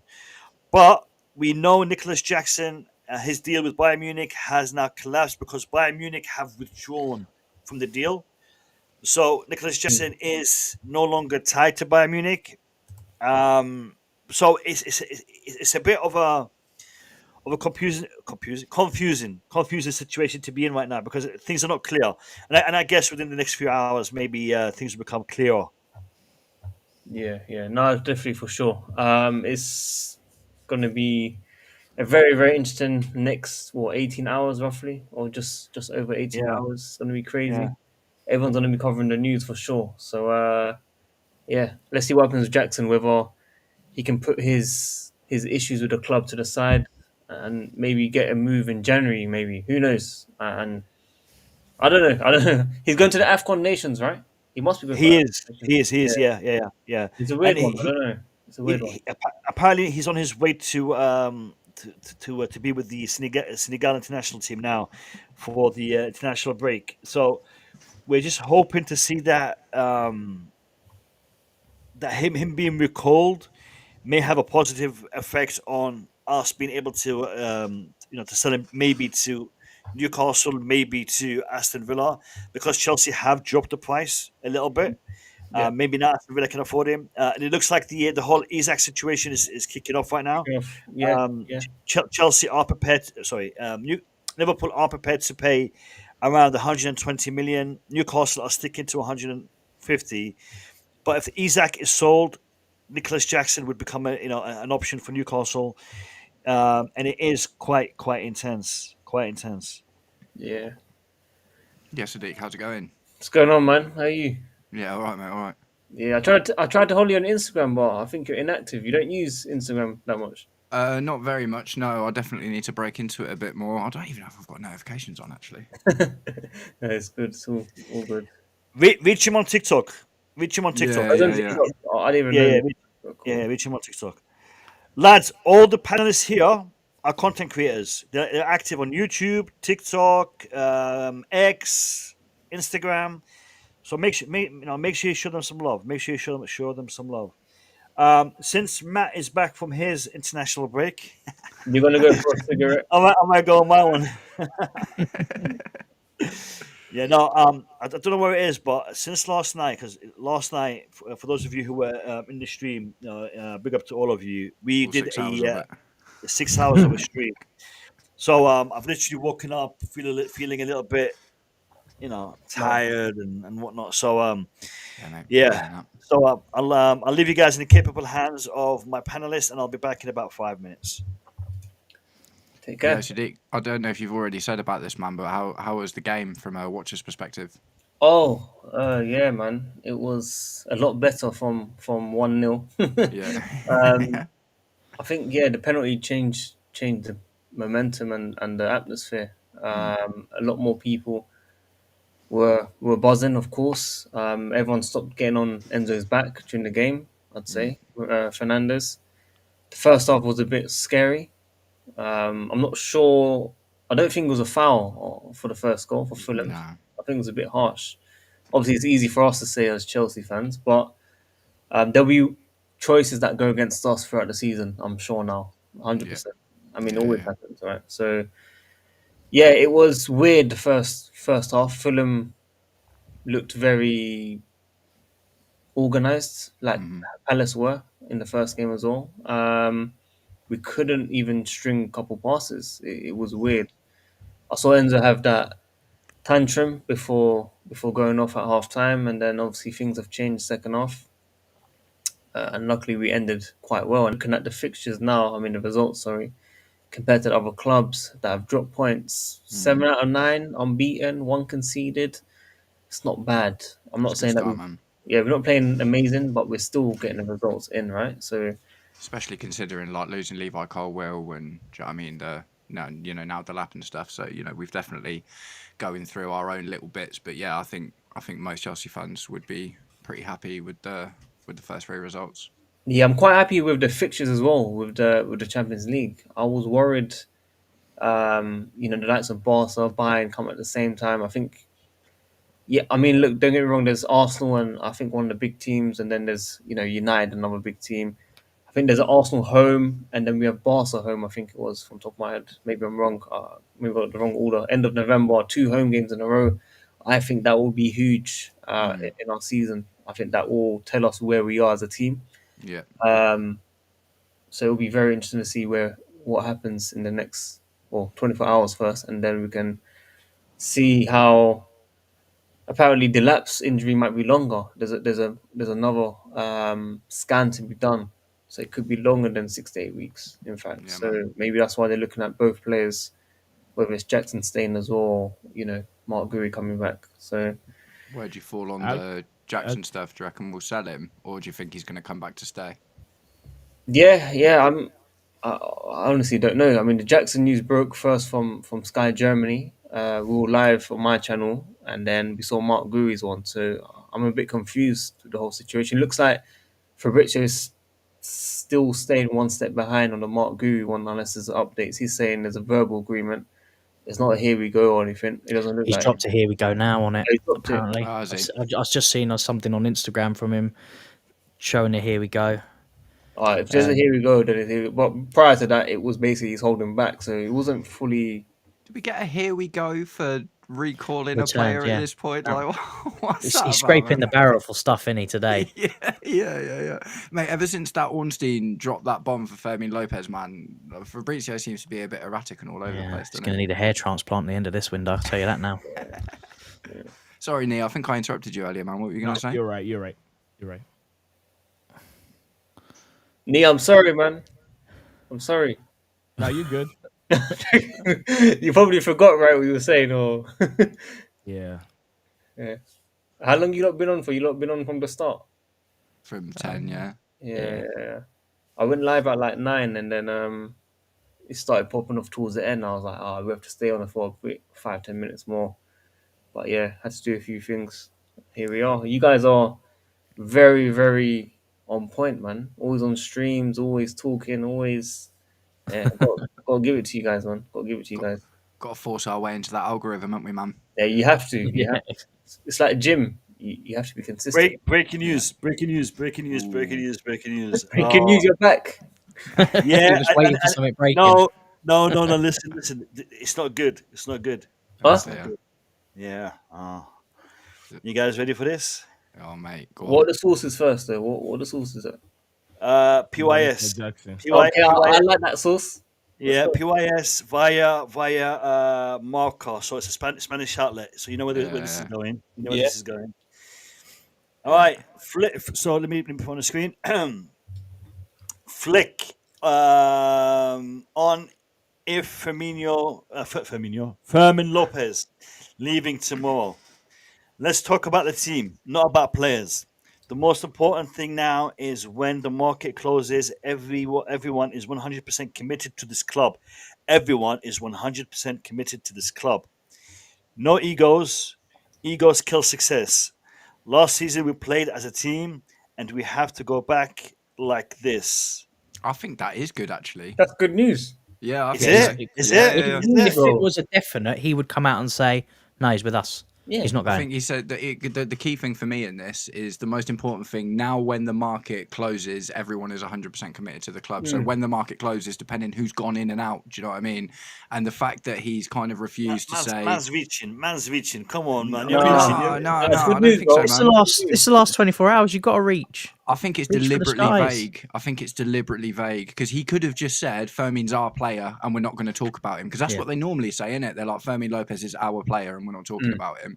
But he's basically, what that says to me is that if anything, he might be a bit annoyed, and he's like, the most important thing is that everyone that is here is 100% committed.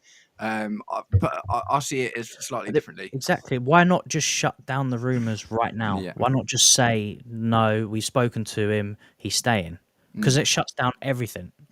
Why leave it open for interpretation? Blue Why Lamp, leave here it we go, for bro. more- Here we go. No. Where? Here we Where? I'm looking at Casino. Here we go. Here we go. No, but listen. So I see a comment here from who is it? Hold on. From Master Michael. He says it sounds like Flick is the one with the ego.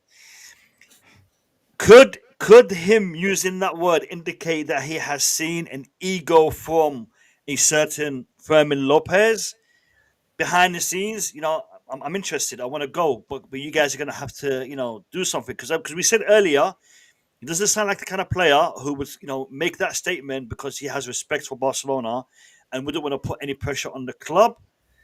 But maybe he has something behind the scenes, and that is why Flick has used that terminology. I don't know. What do you guys think? So what I will say is I've been doing a bit of looking into Fermin Lopez today. He played 28 games last season, but only got 1,200 minutes. So what that categorically tells you is that was almost entirely as a sub for the last season, right? And if what the ego thing might indicate in regards to that is that Fermin Lopez thinks he should be getting more minutes. Do you know what I mean? He put a stipulation, didn't he? One of the things that come out said he wants to be a guaranteed starter. That was part of the deal, or part of what he wanted out of the deal to come in. He's coming in to the probably the hardest position to compete with Cole Palmer. So they're not going to be able to guarantee him to be a starter, are they? I think he'll get more than 1,200 minutes, though. Yeah. But that's the thing, ego-wise, that's what he wants. That's what he thinks he should be getting. So if Barcelona are saying to him, like, we can't guarantee it, you are going to be used the same way as you were used last season, it could make his head turn when he's getting a proposal to offer more game time. Because at young age, you need game time to improve. I love the way Kai thinks, man. Seriously, it's spot on. It's basically saying what Matt was saying there. It's all about game time, isn't it? But you explained it better. You explained it better. Fucking put Matt in a cup there. I'll just go.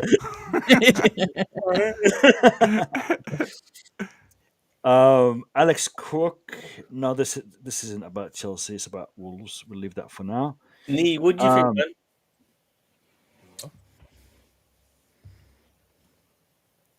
Sorry? What did you say? What do you make of the quotes, bro? In regards to the Hans Flick and Fermin Lopez. Hey, Hans Flick is trying to protect his players. That's how he's going to come and say whatever he want to say. But Hans Flick doesn't hold the future of any of these players. So I just take it like a pinch of salt. If today Fermin Lopez said, I'm jumping on, I'm going to Chelsea, he's not getting game time, coming from the bench and all that kind of stuff. He won't see. If he believes himself, he knows that there's space for him at Chelsea, he will jump right in and prove himself. Yeah. All right. Is it just me, or do you guys also think there's more to come in regards to the Fermin Lopez situation over the next few hours? I suppose until they categorically... Sorry, Sadiq, you go for it. I was going to say, bro, you might as well stay online for a bit, man. I'll be real with you. I think Fabrizio's active around. We've got work in the morning, man. I know, that's what I'm saying, bro. That's why I had to start a bit early. Had to end early, bro. But, do you know what? Do you know what? I would love to stay on longer, and I probably should tonight, but it's just like the 6 hours last night, took a hell of a lot out of me, man. how the hell did you not do 6 hours, though? I have no idea, man. Me and Matt we had a few breaks. Kai was literally sitting there the whole time, man. Your Pull back, myself your off the back, chair, your mate. back must be done. Guy, And flipping hell. the thing is, yeah, I know Nee has got also, a back condition. So for him to be doing that as well, because he was here for a chunk as well yesterday, and it was hard. It was tough. It was You lot tough. smashed And, it. You lot smashed yeah, yeah. No, it was an experience. Let's put it that way, an experience, man. Did we hit 100 likes? I think we might have done. Let me just double check. Because last night, even though we were on for a good chunk of time, the viewers didn't really smash that like button. But I have a feeling we have surpassed 100 likes already. today. Yeah, I'm definitely. just double checking the stream now, refreshing it.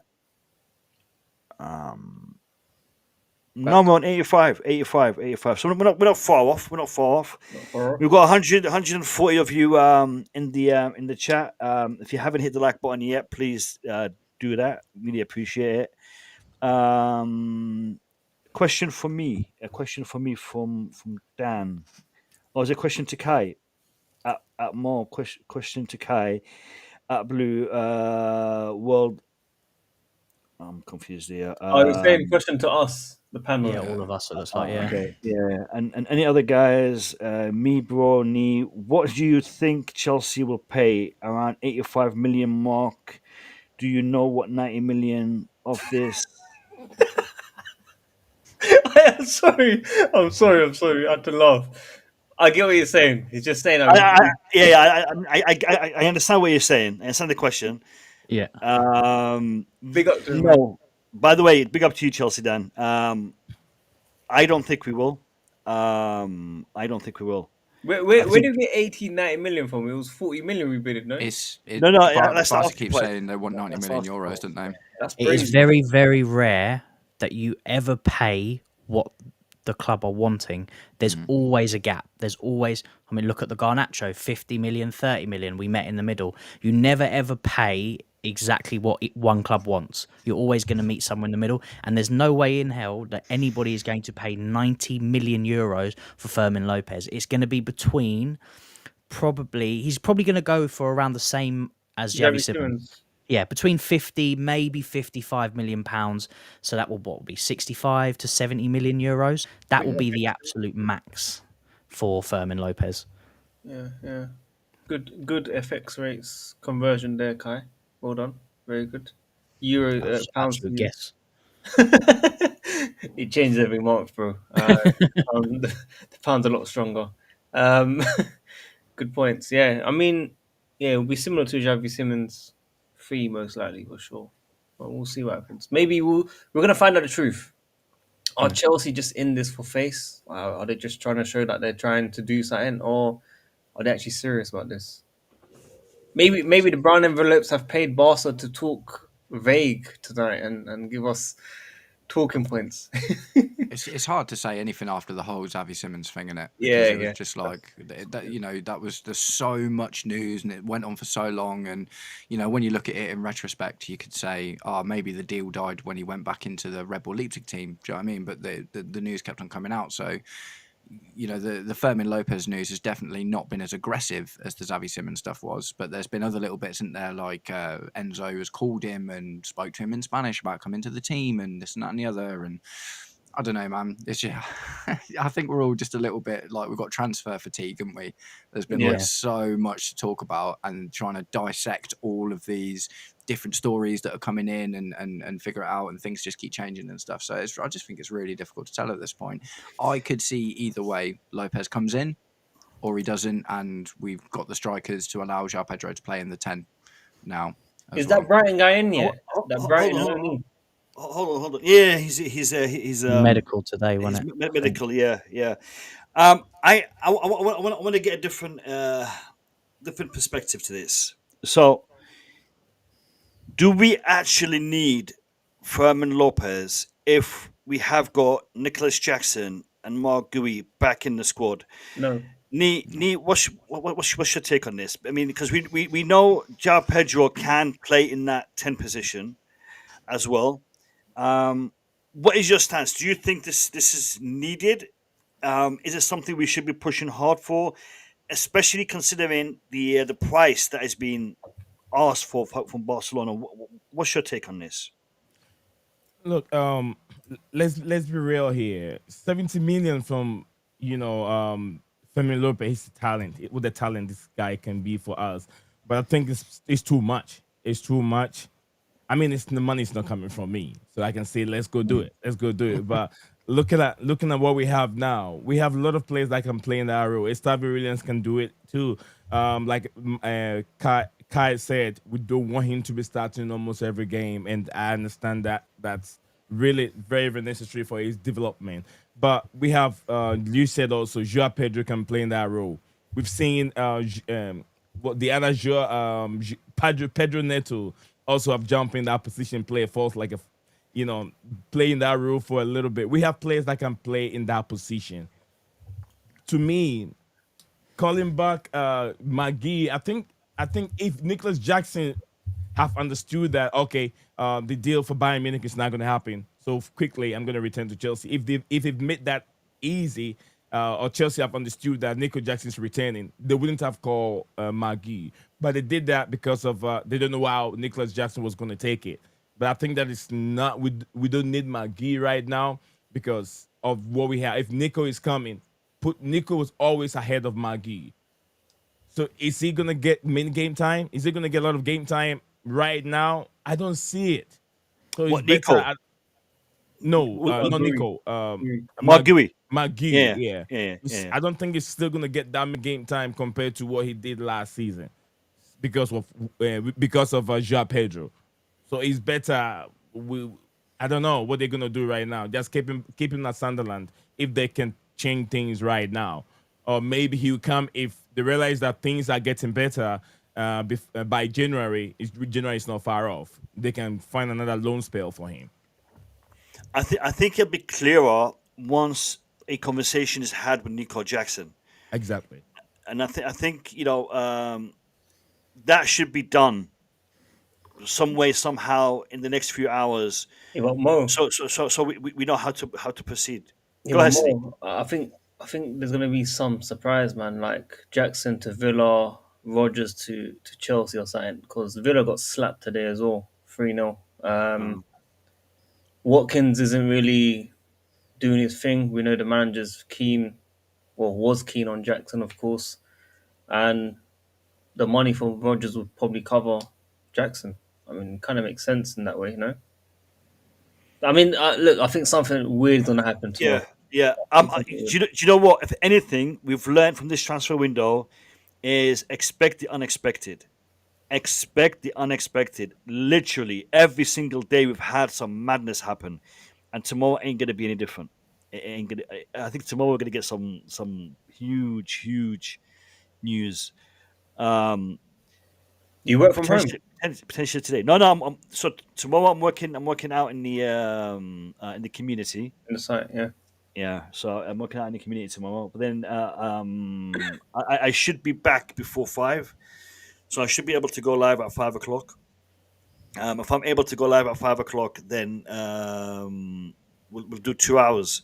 But I have a feeling there'd be a lot of when the stream goes live at 5 o'clock. There'll be so much to catch up on because tomorrow is going to be hectic.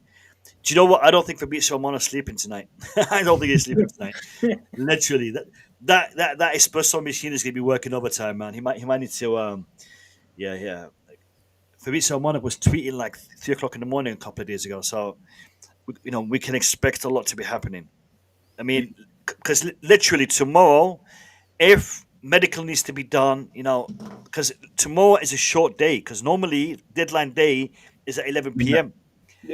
Yeah. So for the final paperwork to be done by midnight tomorrow, final paperwork has to be done by 8 p.m. Deals have to be confirmed and concluded by 7 p.m. So medicals and all that good stuff have to be done before that. So we know how important that is. Ask Hakim Ziyech. We do. Yeah.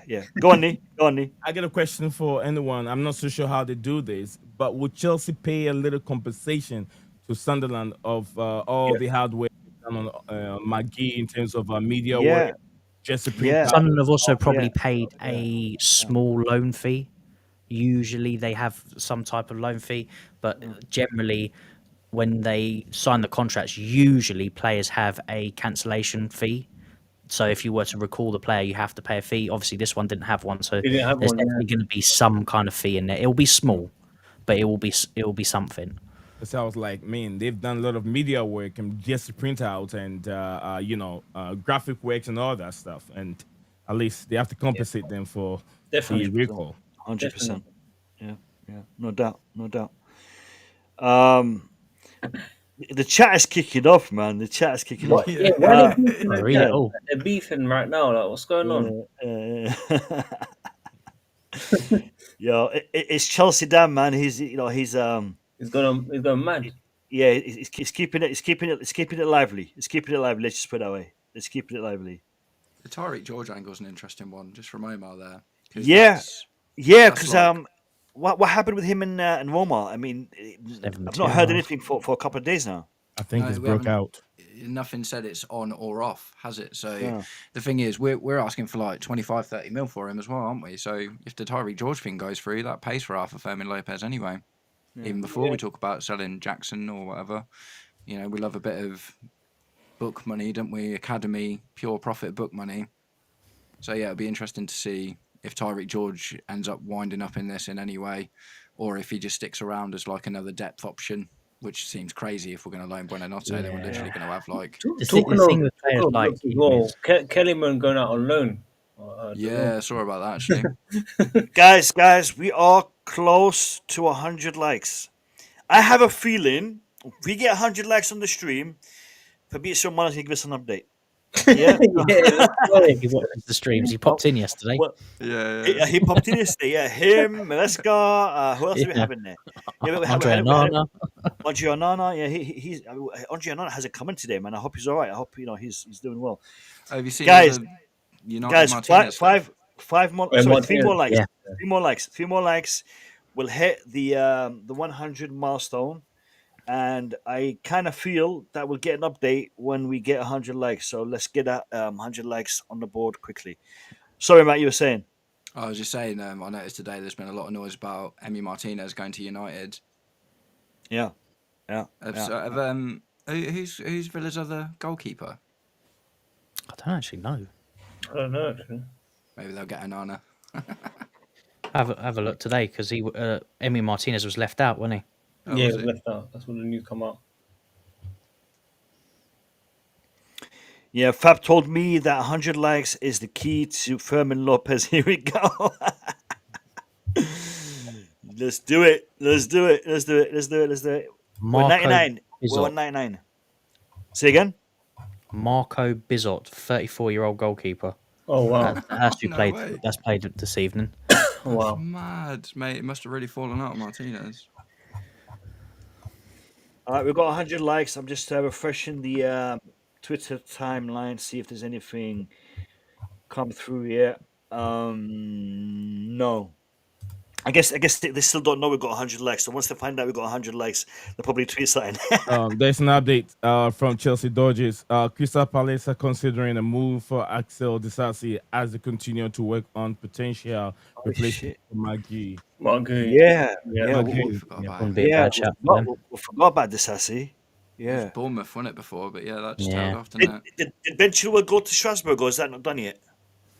Not done yet, I don't think. I haven't even seen anything on it since Bro, they that news was probably fake, bro. mentioned He's it. not moving. Yeah. He's not Really? moving. Okay. I mean, tomorrow's going to be mental, man.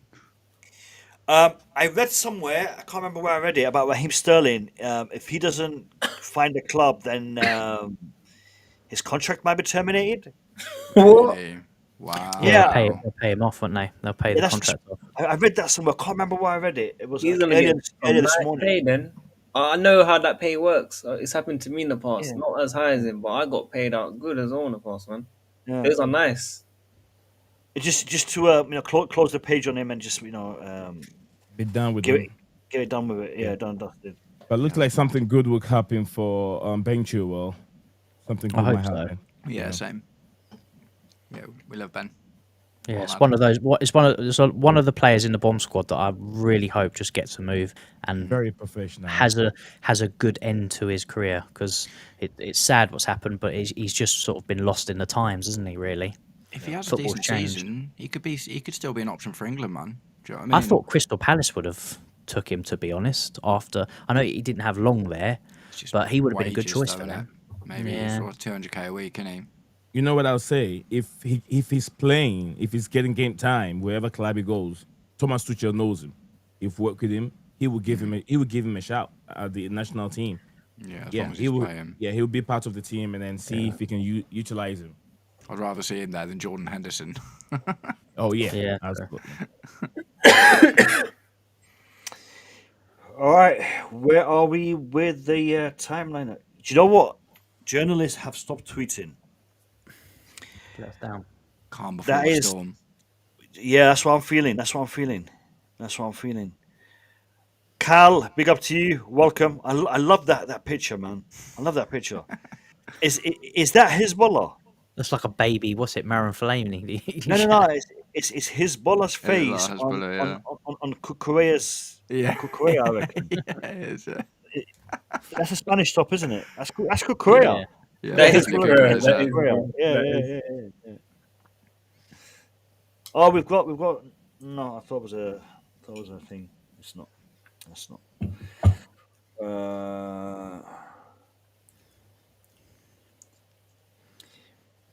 All right. So, I am thinking we get the chat involved. So I am going to put a poll in the chat. I want to know how people are feeling about the whole what's his name, Lopez. I want to put a poll in the chat. Okay, so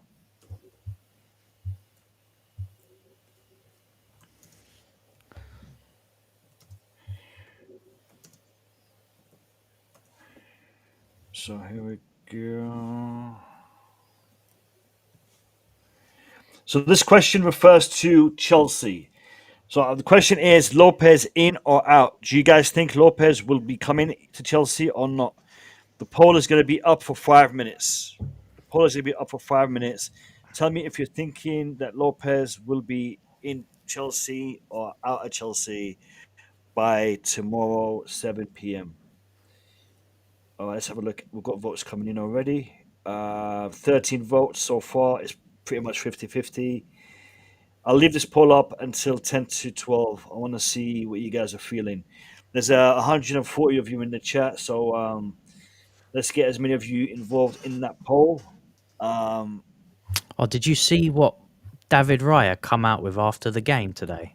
No, what do you say? He was moaning okay. about the ball, saying that we need to adapt to the new football. That's so Arsenal, man. I love it. it was what Arteta said that last season, didn't he? Yeah, I Fuck. did it. Honestly, It was like the FA Cup or They something. changed like it. the I FA Cup think it's a Puma ball now, isn't it? Puma? Yeah. okay. yeah. Those but apparently he's excuses got to are adapt too to it. much from us now, guys. Too much. If Yeah. it's not, instead of them focusing on how to score goals, they prioritize bringing in 11 defenders a season. 11 defenders. That's what they want. They are stacked, didn't they? To be fair, they Yeah. got their players, man. Madueke looked alright today, from what I saw as well. Madueke. I think he went off though, didn't he? Same old Madueke, bro. What, He injured? excited. He Yeah, no, excites not you. Madueke. He would excite you, but doesn't do the finishing. He's same old Saliba, I Madueke, think. bro. Yeah, that's Saliba went off Yeah, injured. Sleep himself. I don't know how bad, but Guys, get interactive with the vote, with the poll. We've got 25 of you who voted already. Let's give it to about 50 votes so we get a clearer picture. Oh, yeah, As it that was stands, 60% say Lopez will be a Chelsea player. 42%. So 40. Oh, it's changed again. It's quite it's quite balanced, isn't it? It's like it's nearly 50-50. the way the chat was going, I thought more people would go no, more so than That's yes.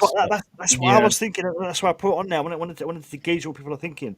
But that being said, only 30 people have voted in the poll, so it's not a proper reflection of the chat. It's like 25% of the chat so far.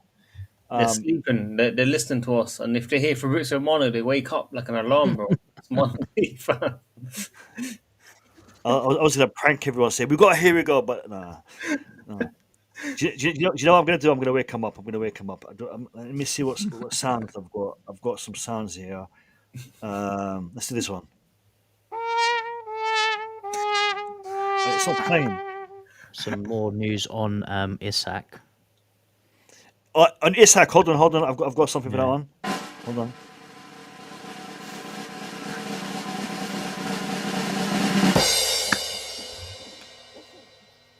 Go ahead, Kyle. Let's hear it. Taking it. Negotiations over deal for Alex Isak to seal Liverpool move now centred on Newcastle. Expectation of a fee of around 130 million now. Originally, they wanted 150. Liverpool have gone in with, or they're looking to go in at 120 million and see if they can secure it from there. Yeah, That's yeah. done. That's done. You just pay the 130, wouldn't you, man? You just do it, wouldn't you? You just be like, Squabble over 10 mil. Come on, let's be real. You're not gonna lose that deal for 10 mil, are you? That's 100% not gonna happen. I reckon he'll get the here we go between 6 Well, and 7 tomorrow. That being said, if you were Newcastle, you just take that deal, man. You take that deal. 100%. Yeah. Yeah. Exactly what Matt's saying. Yeah, you're not gonna. Why would you hold out? Just take it. Yeah, that's what Matt said, but I said it better, innit? Matt got his I revenge. think we'll get like a. Where's I think we'll revenge? get the Gurhey thing because I think they're going to get them both. Do you know what I'm doing? Gurhey's Do you know what I'm doing, Sadiq? I am actually bringing his intro into life because Matt's intro on his videos is roast me in the comments. So I'm roasting him in the stream. Roast them in the live chat. Yeah, roast me Lads. in the chat, man. Roast me in the Lads. chat. Whatever gets you through your day. Listen, you gotta be watching my panelists' YouTube channels. Worldwide Chelsea, Blue Clouds Media, Stanford Sync, Behind the Dugouts. Yeah, they have some fantastic content. I'm a content creator. I pretty much know what they know, and I'm still watching their content because it's good quality stuff. So make sure you guys are following all their links, all their links are in the description. That stream yesterday is taking a hell of a lot out of me. All right, so we've had the poll up for 4 minutes. 34 of you have voted. 56% say he is coming in. 44% are not convinced that he will be coming in. I'm gonna close that poll. 34 of you have voted, so it's a fair reflection, I guess. It's a fair reflection. I'm ending the poll now. It's interesting. I actually thought it'd be more decisive than that. I thought it'd be more. We've got some breaking news. Hold on. We've got some breaking news. Breaking news, guys. Einstein. Is this a drum roll moment? Nah, it's about Einstein. It's the same one it's the same one Kai just put out there. So the Isak one. Yeah, the Isak one. Apparently, Arsenal also getting rid of a couple of players. I actually thought that geezer was already gone. Probably Vieira. Yeah. Yeah. And Alexander Zinchenko. They've bought many defenders. They have to let some go. The way they're playing, not surprised at some defenders. Sadiq, hold on, Sadiq. I don't know if you know why this is happening because you've been on X longer than me, but why do journalists literally post the same tweet within a minute apart of each other and it's literally the same thing? Ben Jacobs does that a lot. Fabrizio Romano does that a lot. I mean, is there like something in the X algorithm to get it promoted more? It's literally the same tweet. Yeah. When you do a double tweet, innit? Because obviously when you pop up one, the second one kind of already brings that traction, right? So Twitter, you just redo it again. Yeah, because it's a weird one. So I mean, Ben Jacobs literally just did it now with the whole Arsenal story. Fabrizio Romano has just tweeted. Am I going to put the drum roll here? Let's check. Danny Welbeck, here we go. Sunderland. Expecting you to So have they're a working banner on in this the and stream playing- tomorrow, mate. Danny Welbeck. Oh yeah, Sunderland already got their striker. Yeah. There you go. Yeah. So Mark Gooey's coming back. Yeah, he's that's it. So basically, Fabrizio Romano just tweeted saying it's a verbal agreement, and now he's doing this. Like he's contradicting himself, kinda, isn't he? Romano's been all over the place, man. All over the place. This has been a bad. This You has been don't a bad. you don't realize it's not him tweeting it, yeah? You don't know it's not him tweeting it, yeah? No, I heard it's him. I heard it's him. He all the tweets are from him. Can't be. No, they are. They are. From what I've heard, and this is from people who know him, is that all of his social media content is done by him, apart from the videos. The videos he has a team to help him record and edit and whatnot. But the actual tweets and Instagram messages, the actual text bit is done by him. He's held the DM conversation with one of my Chelsea friends about fake accounts on Twitter. Chelsea. Yeah. I'll be very surprised if that's Fabrizio Romano tweeting behind that. So basically, a name. In what sense? In regards to the language that he uses? Yeah, I think something was tweeted or something, or some giveaway or something like that, and he DM'd one of my friends. Seen the conversation stuff. I was like, that is not him. Like, no way. That English is all. He's not typing that. I think he's got a team that controls these things, man. Yeah. I don't think he's like this. I mean, it would I've be a lot I've for had one I've person, had isn't it? I've had one conversation with him, and it didn't go too well. Let's just say that. Is it? Yeah, I had one conversation. It was arranged by Andreas. Do you remember Andreas? Andreas, yeah. Kosnod? Yeah. Yeah. He arranged it for me. I'm not going to go into details. Not live. Private. Yeah, private conversation. You know, had a private conversation. Like not DM, like talking or like typing. Sorry. I'm not going to go into details here, but I'll tell you about it after. Guys, got some exclusive sources here, guys. If you don't want to see or hear more, like the video and subscribe. Yeah, no. Yeah. Well, let's just say I tried to get him on the show. You gotta pay him. You gotta pay him good money, mate. You're not getting. That's why the conversation didn't go too well. That's what I'm saying. Yeah. I heard about his fees, man. I heard about his fees. Yeah. It's mad. I mean, they've gone up since I spoke to him. But yeah. 100%. Yeah. But anyway, we're waiting for Here We Go from Fabrizio Romano. You know what? Fabrizio Romano has had a positive impact on this channel. So can't complain. You see, Matt has started the Danny Welbeck stuff. Can you see it? It is now starting to go through the chat. I see it. Right, Matt has been feeding the narrative. He's been feeding that narrative for the past couple of days, man. Yeah, I'm saying. Tell you what, I'll tell you. But honestly, finish it tomorrow, mate. Danny Welbeck, Andre Onana, and João Pedro is going to get injured in a warm-up. Oh. Let's see that. You know what? If that happens, you're not seeing Matt on the Blue Lounge again. I'll be if I predicted that. He's going to play the lottery, mate. Yeah, I know. No. Blue Lounge, who cares? I'm going to win the lottery. I predicted Danny Welbeck, mate. Listen, Leslie, do you know? There's a saying: if you believe it or if you talk about it a lot, it kind of happens. So let's just stop talking about it. Yeah, manifest destiny. Manifest destiny. That's the one. All right, people, we have got 4 minutes to 12. Where have you been, man? You just turn up now, Gav. Where you been? Gav literally just turns up now. Bro, you lot. I'll tell you a story about Gav. I need to tell you a story about Gav. Gav Rhodes. Let me tell you a story. I was with one of the Chelsea fan TV guys selling the magazine.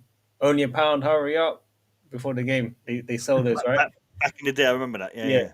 Gav comes up to me randomly with his son. I'm like, I don't recognize you. And then he's like, oh, it's Gav. In the comment, I was like, hello. What a story, man. It's good when you meet actual people from the social media or YouTube pages in real life at the games. It's a wonderful feeling, man. It's good to meet these guys. I had an experience. Do you remember what's his name? I forgot his name now. Damn it! I feel bad for forgetting his name. I'm really bad with names. César Sadiq, do you remember the guy that used to do the streams with Miz? Ishan. No, the other guy, the English lad. Back in the day, back in the day. Oh, Lears. No? No, Not the Lears. other one. Yeah. No. Who used to do it with him?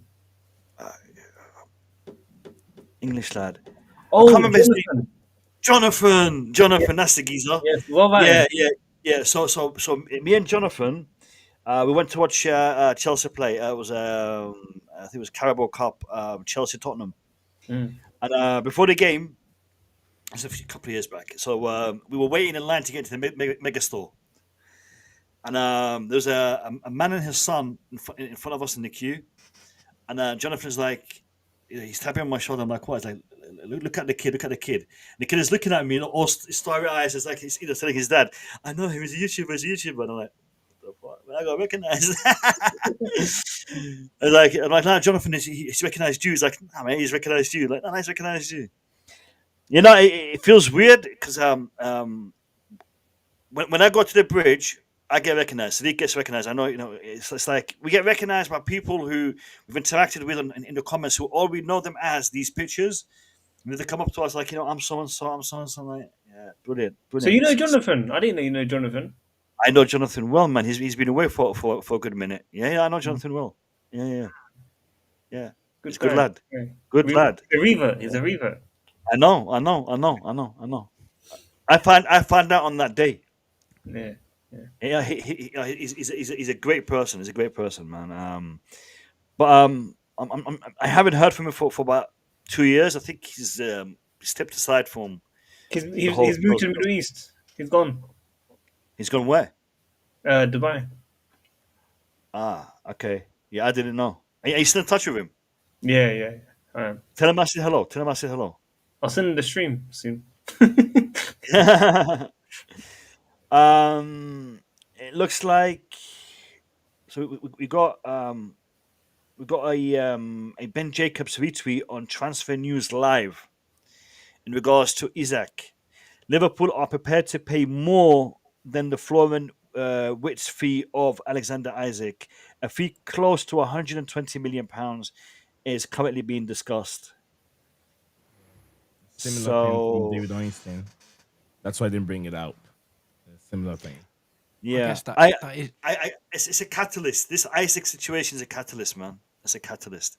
It's gonna open up a whole different avenues for a whole bunch of clubs, including Chelsea, because when they sell Isaac, they are gonna go in for a striker. I have that feeling, and I'm hoping, I'm praying this Jackson. Please, Imagine Jackson, guys. Imagine.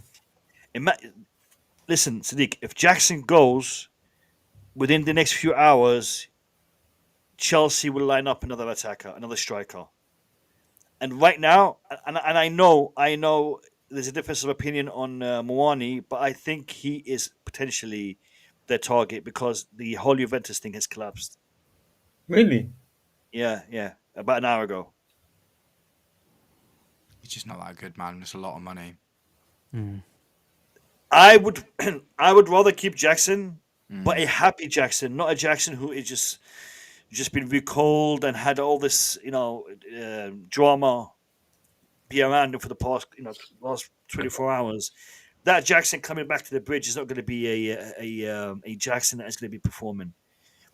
I mean, we hope that's not the case. We hope that we're able to, to talk to him and get him to, fall back into the fold. But I don't know. I just think he's got even more reason to play well if we bring him back now because he, the option isn't there to go somewhere else, and he's got 4 months or whatever to play his way into either getting back into the Chelsea team or into someone else's thoughts. And if he comes back and he's like, "Well, I'm not happy. This is rubbish. So I'm not going to play very well," then Bayern Munich ain't going to go back in for him.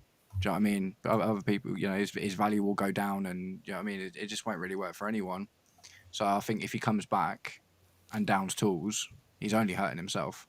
Yeah, 100%. I mean, if he does that, then even if he does go to another club, that reputation is going to follow him for the rest of his career. And clubs will be very wary of him.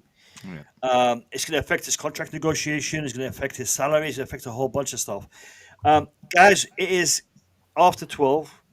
How you guys feeling? I mean, do you guys want to carry on? Do you guys want to end it? I got work, bro. I got work. I got work as well. But I'm happy to stay on for maybe another half an hour just to see if anything happens. I'll stick around for a bit. Yeah, I don't mind. Yeah, I'm gonna head off, Mo, man. 'Cause I gotta wake up in the morning, bro. Yeah. Cool. Yeah. Cool. But cool. I should be on tomorrow for you, regardless. Before I go live as well on my side, so Sweet. I'll probably do right at the end.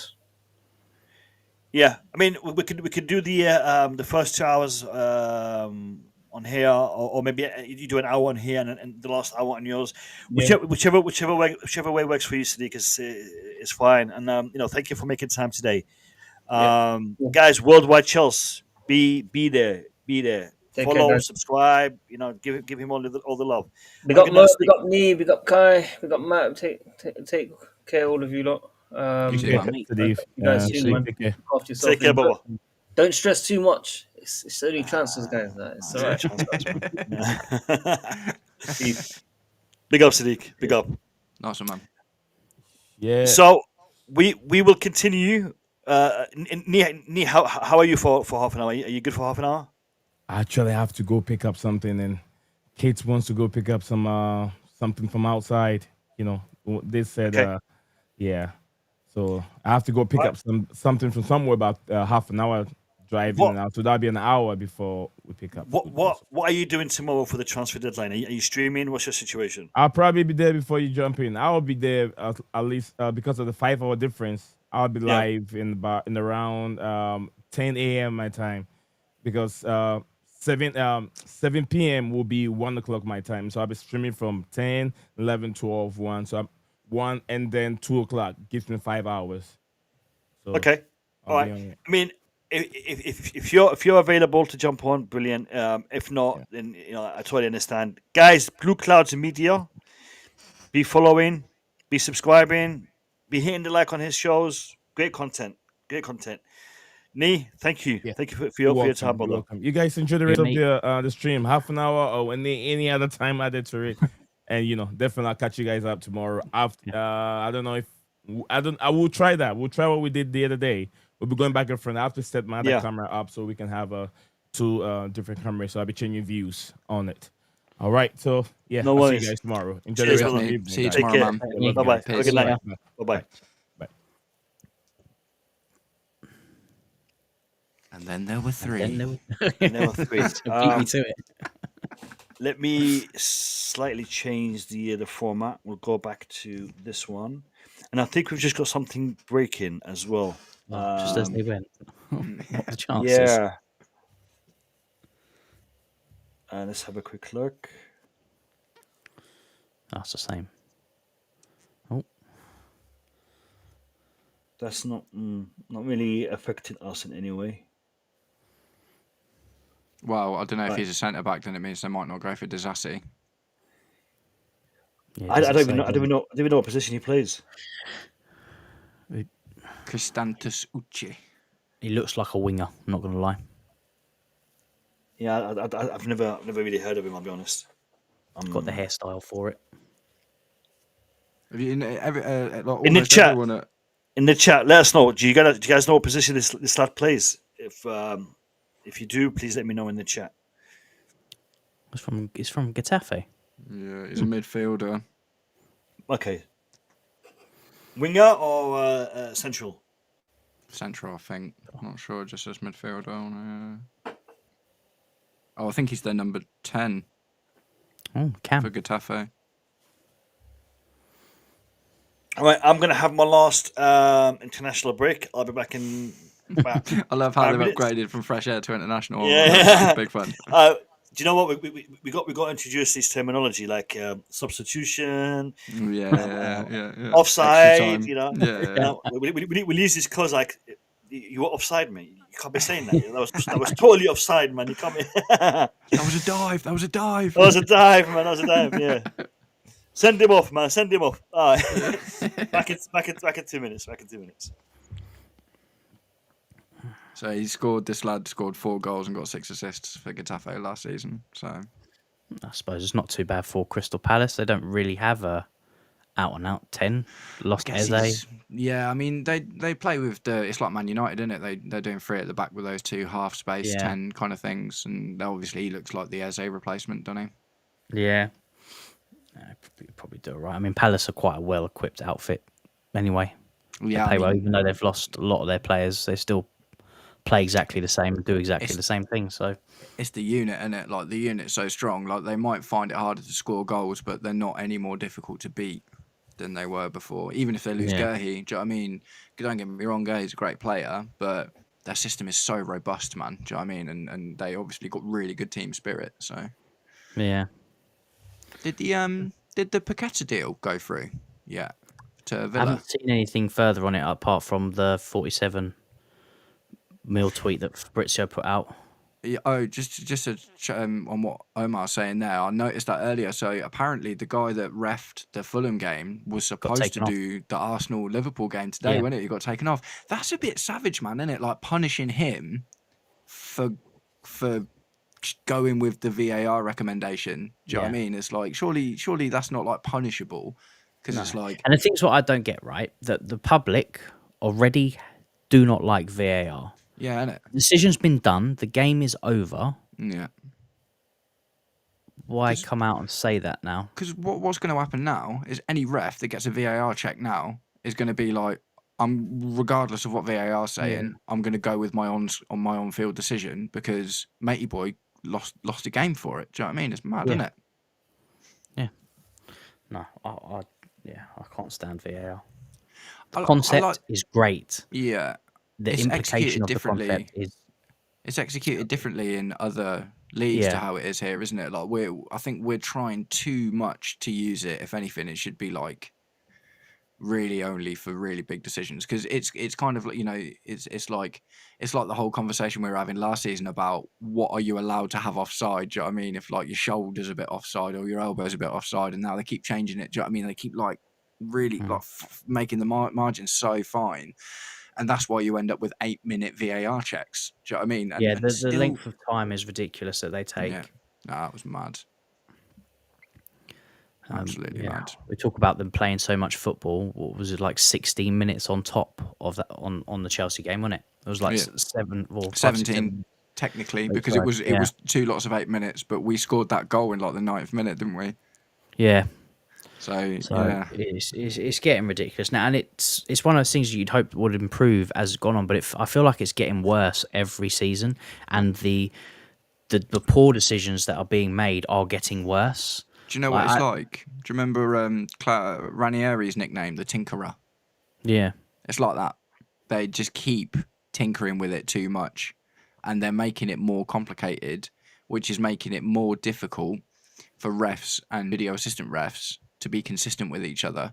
They need to scale back what it's used for, and for me, they need to allow some margin of error to be made naturally by the refs on the pitch. That's kind of always how football has been, and you're never ever going to be able to eradicate it all unless you remove pitch refs completely, and there is someone on the pitch just to be the voice of VAR. Do you know what I mean? But that's not supposed to what it's be. So we've got 2 systems fighting against each other. I do like the fact now that they explain the decision. Yeah. Now, I didn't understand the guy's explanation, but I do like the fact that they are explaining why they've made a decision, because it brings a bit more clarity. Because if you're just watching the decision, you make up your own sort of reasons why.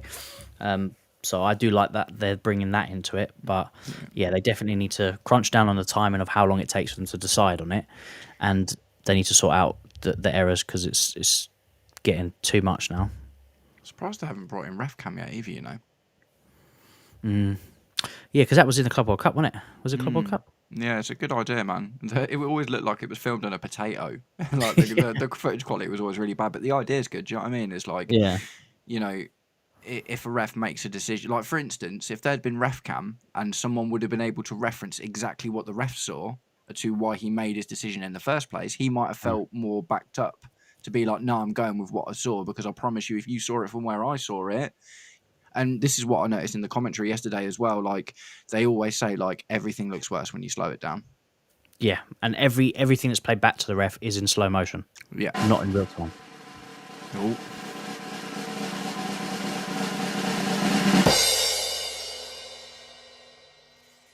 Exclusive.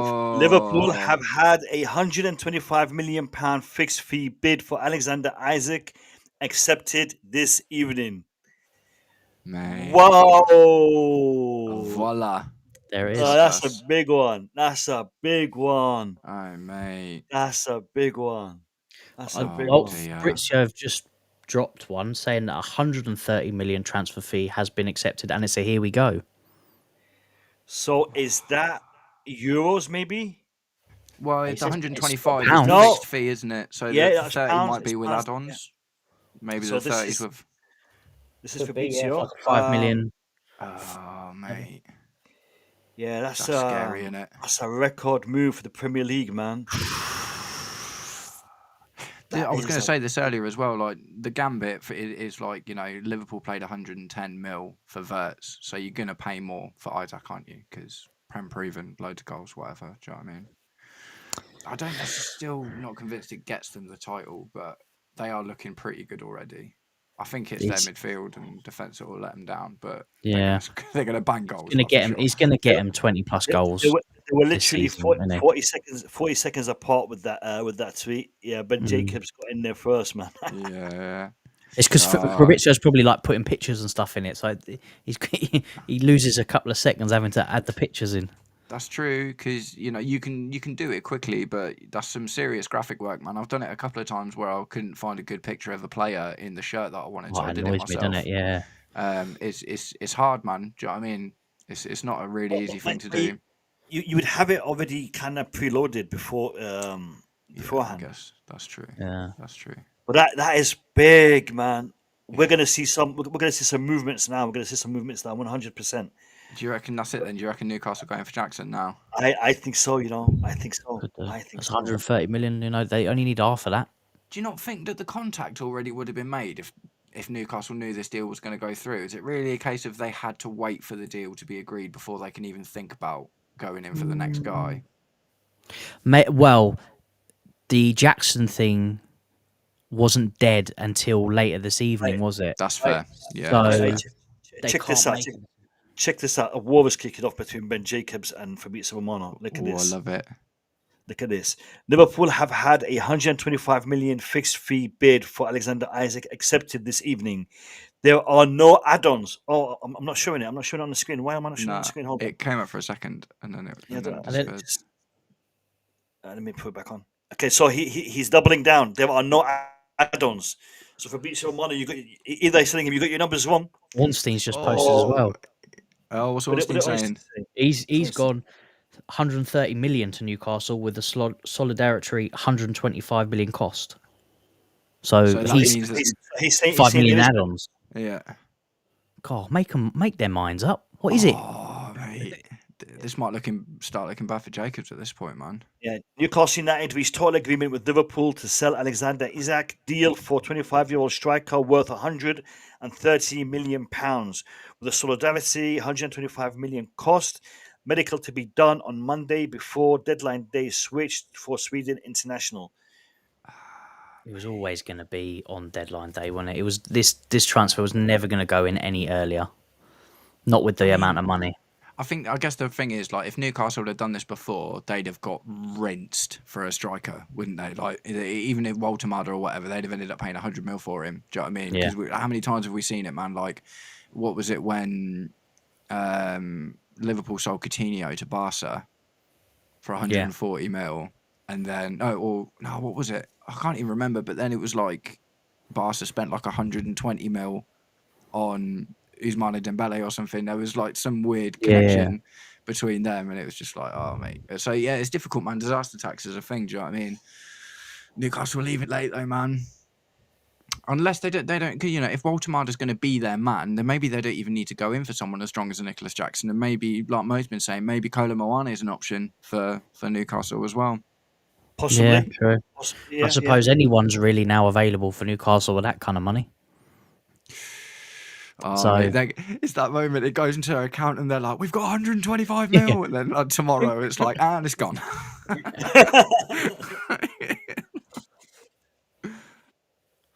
Yeah. See, the thing is, like, even if they come in for Jackson now, we're probably not just going to sell him for 55 mil, are we? Because we're going to be like, you've got 125 mil, mate. You can pay 60, 70 for him. Do you know what I mean? I reckon they'll still push for the 80. Yeah. Because remember, this is pounds as well. It's not euros because it's obviously English clubs. So they'll be like, this is yeah, bucking we it. want 80, mate. But you know what? This is now going to make some more, really, really interesting. Really, really interesting. Yeah. Do you guys think we might get a I think here that's we the go big one for the night. Yeah. no Lopez? I think we're going to have to. I don't know. Yeah, I think there's something that would have probably already come out about Lopez, wouldn't it? Because the game finished hours ago. Yeah, but maybe this is the time that they're actually discussing. Maybe, I don't know. I mean, I don't really like you've been doing this loads longer than we have, mate. Like, what what kind of times in the morning can stuff kick off? Is is there like a cut off time, or can it be like 4 a.m. Here we go? So in regards to here we goes, and in regards to breaking news, this close to the transfer deadline day, it could happen literally at any moment. Yeah. Okay. The negotiation part of it is different to the news coming out part of it. Yeah. So let's say they were discussing, they finalized and whatnot, but then they leave their meetings and they start, getting in touch with these journalists, because these journalists, they'll be like, "What's happening? What's going on? Update." Da, da, da, da, da, da. So that information comes out a little bit later. The thing is this: all the journalists seem to be getting their information out within seconds of each other. Yeah. So are they like in a group chat? It's like, do you know what? You broke the last one. This one is mine.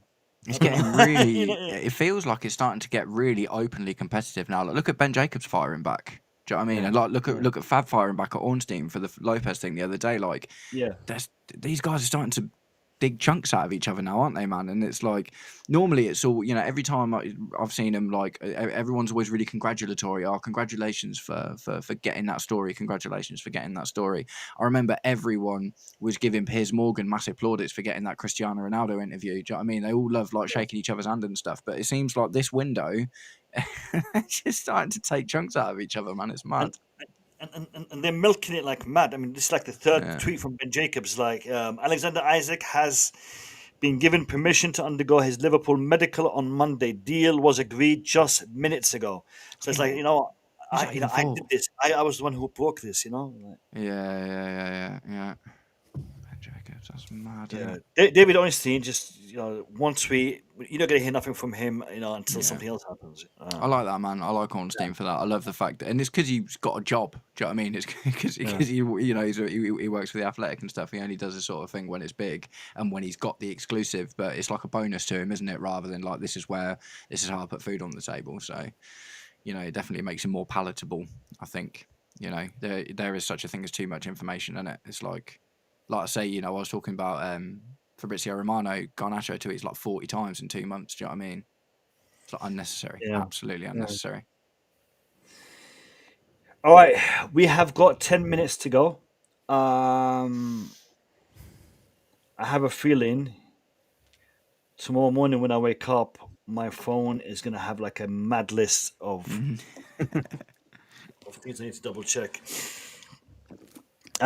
People in the chat, do you guys think this deal is going to have an impact on the Nico Jackson situation?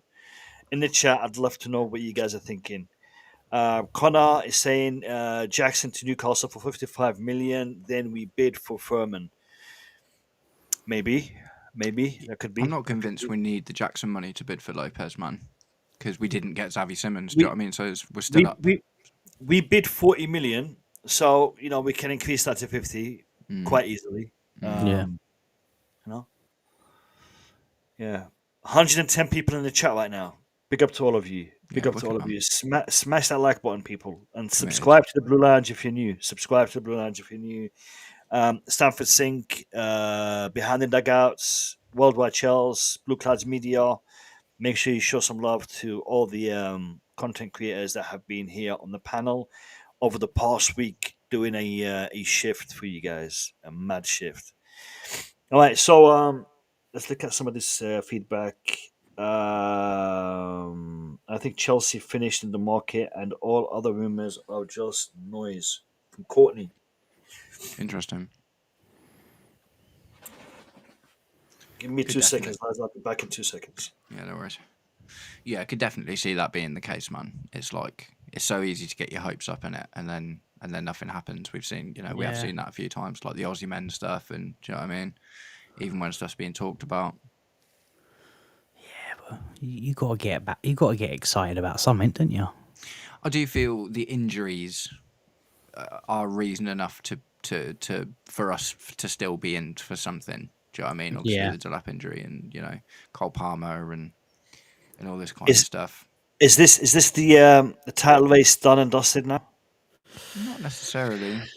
It's a big ask to integrate. How many new players have Liverpool brought going into their first team, man? Like Frimpong, Kirkez, Mark Gurley's coming in. They got Wirtz, Ekitike, Alexander Isak. So that's at least 7 new players. And they've sold a lot of the players that were playing in those positions last season as well.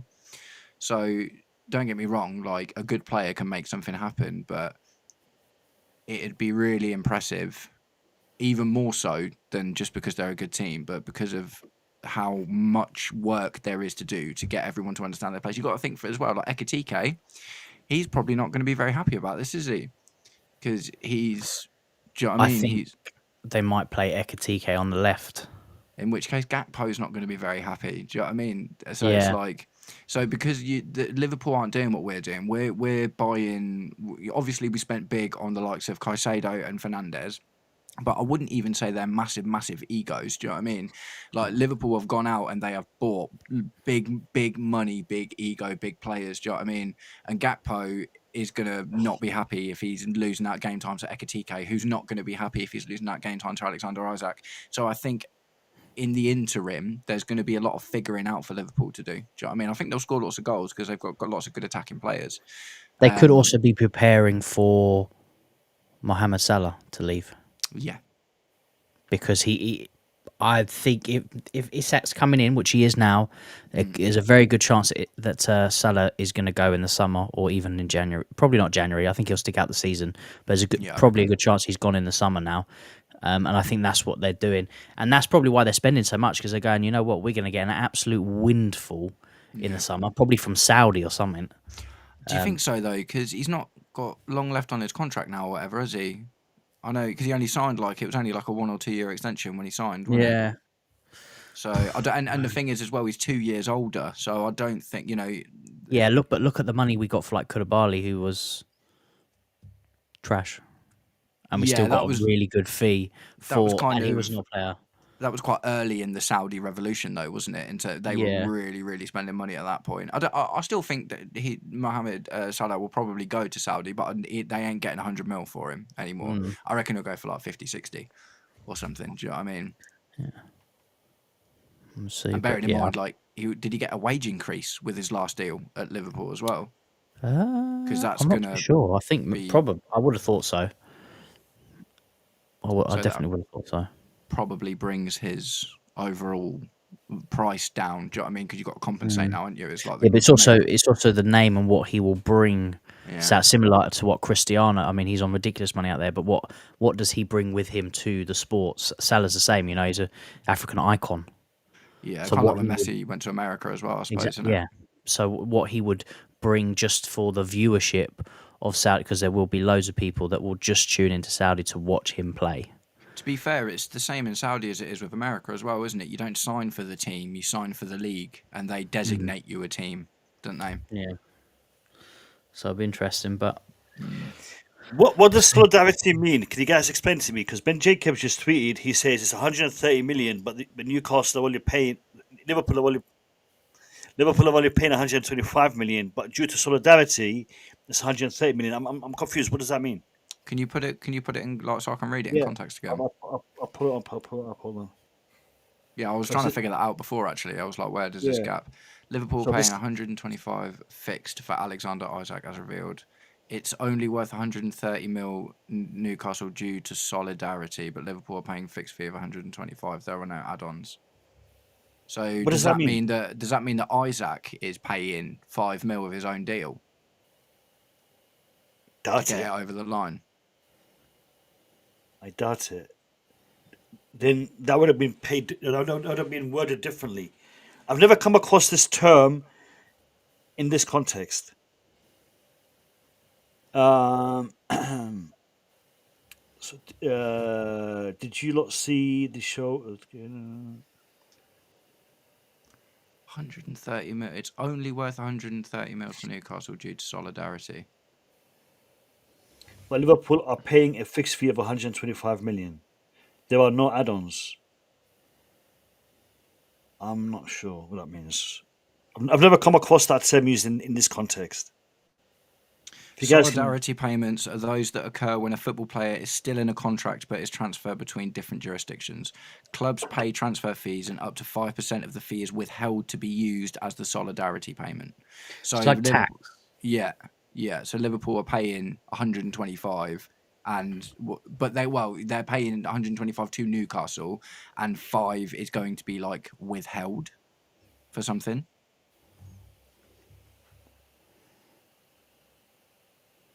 Can't I just keep it simple? Solidarity payments mean any payment made pursuant to the requirements of the FIFA regulations for the status and transfer of players in relation to training compensation and or solidarity mechanism as defined within those regulations. Mate, we need a lawyer. You need to find a lawyer to get on the show, man, for all these deals. Connor, I see your comment. It's got nothing to do with add-ons. If it was, it'd be simple, but it's not add-ons. He specifically said there are no add-ons. There are no add-ons. I don't know. Due each time a professional player is transferred to a club in another country before expiry date of his contract. So it's not that because it's in the same country. No.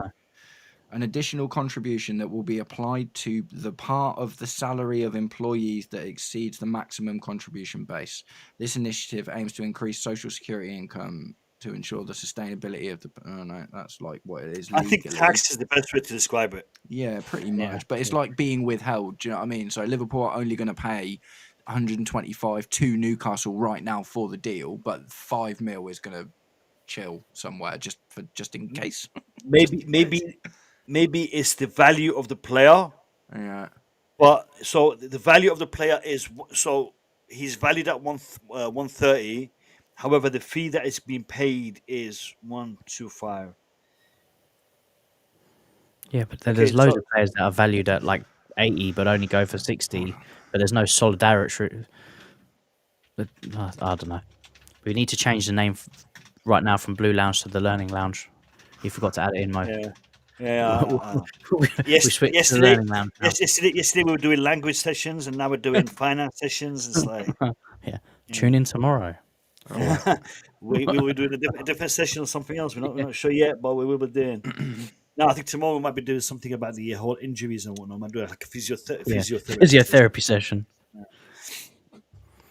I saw the Pius tweet, Omar. It doesn't really clarify anything.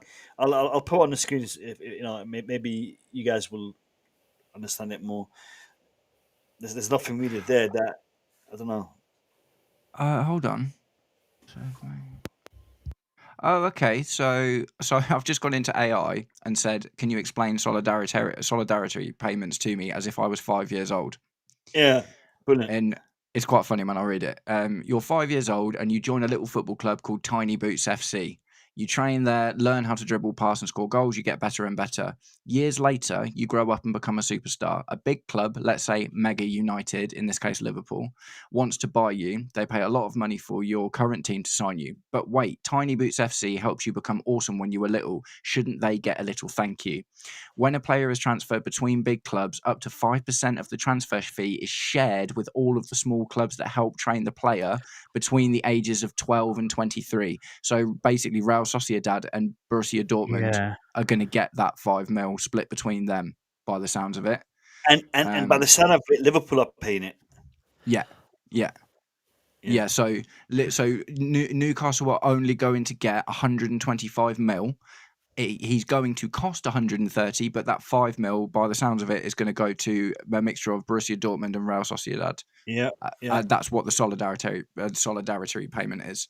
Perfectly explained. Is it professional clubs? Because I remember seeing something a while back where they wanted to feed us some of the the money's being spent in the Premier League down into grassroots football. It might So be. could it be well, like maybe because he generally He- will go from a small club, like a grassroots club, to So, a professional academy. Where So was he maybe it's before like that. Dortmund? Where was Isaac before Dortmund? Because he was 18 when he went to Dortmund, wasn't he? So it'll be a Swedish team, I would have thought. Yeah. He was ALK in Sweden. Guys, I'm gonna Yeah. put something up here. And I hope it works. It's a Fabrizio Romano clip. I hope it works. Tell me if the audio is working when I play this. Alexander Isak to Liverpool. He looks tired, man. Yeah. It was working a second ago, but now that I don't know why it's done that. All right, hold on.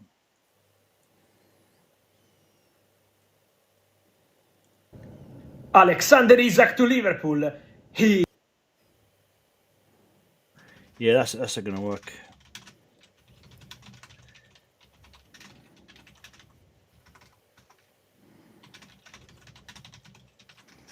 Yeah, it says 12 and 23, so I think it'll be all three of them clubs, you know.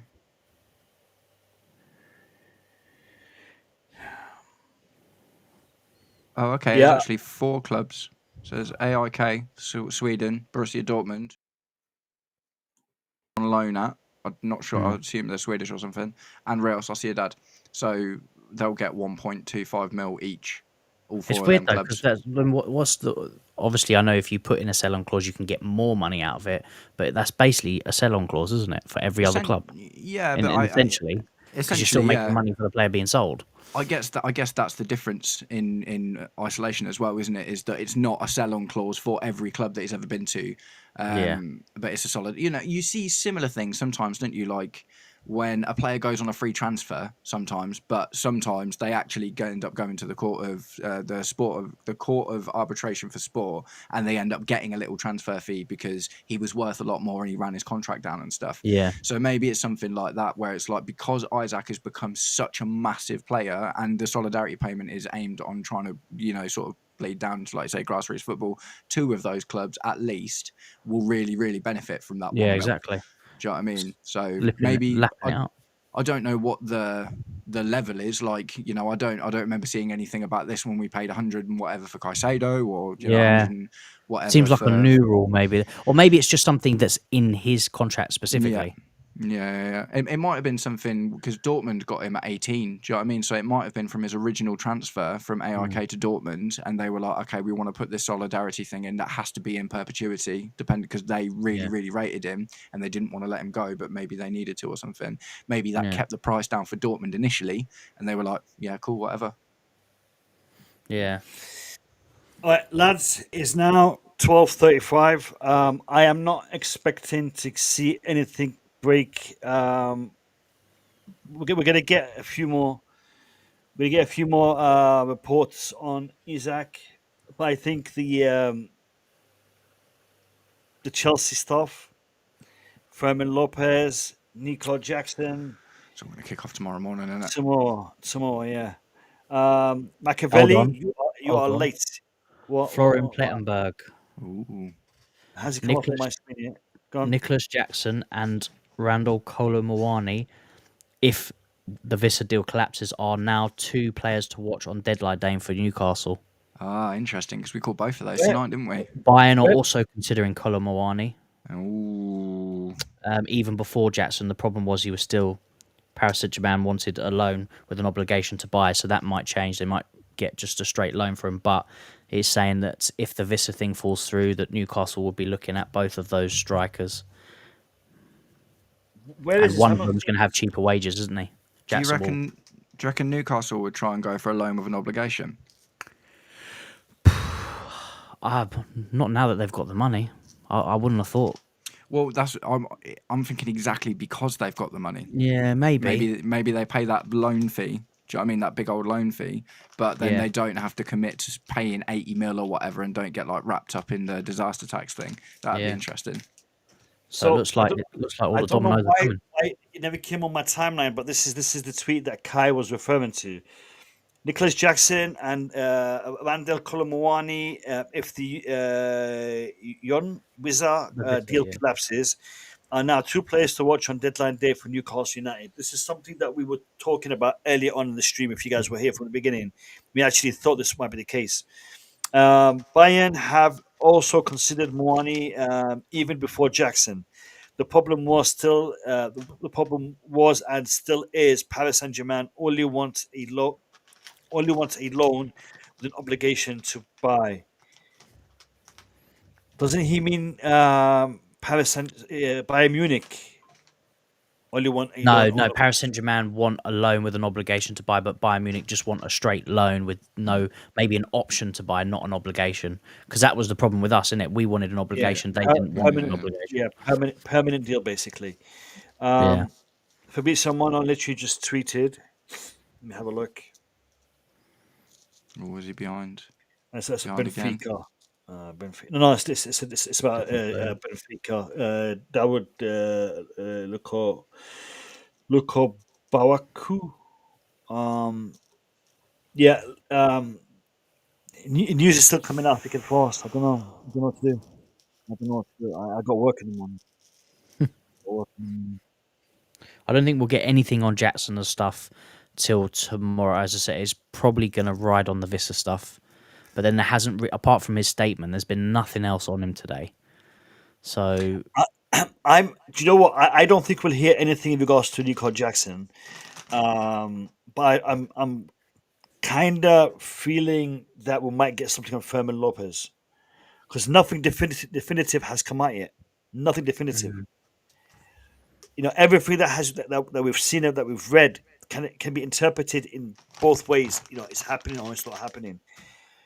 And like I said earlier, Barca are quite secretive. Chelsea are quite secretive. So if something isn't happening, we wouldn't know. If something is happening, we wouldn't know.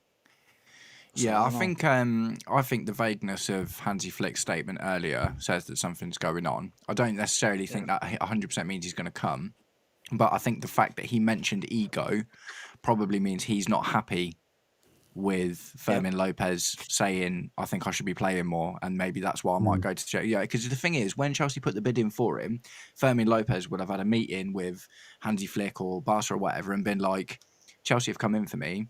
I would like to stay here, but it's like Cole Palmer at City. Do you remember? It's like Cole Palmer wanted more minutes and they were just like, no, you can go. Do you know what I mean? Obviously, it's not exactly the same here, but similar sort of thing. I think Fermin Lopez might have gone to Hansi Flick and been like, Chelsea have come in for me. I didn't get what I think is enough minutes last season. And he's 22. He's not a young lad. He's not like he's 18 or whatever. Do you know what I mean? And, you know, 24 is the new prime, isn't it? Yeah.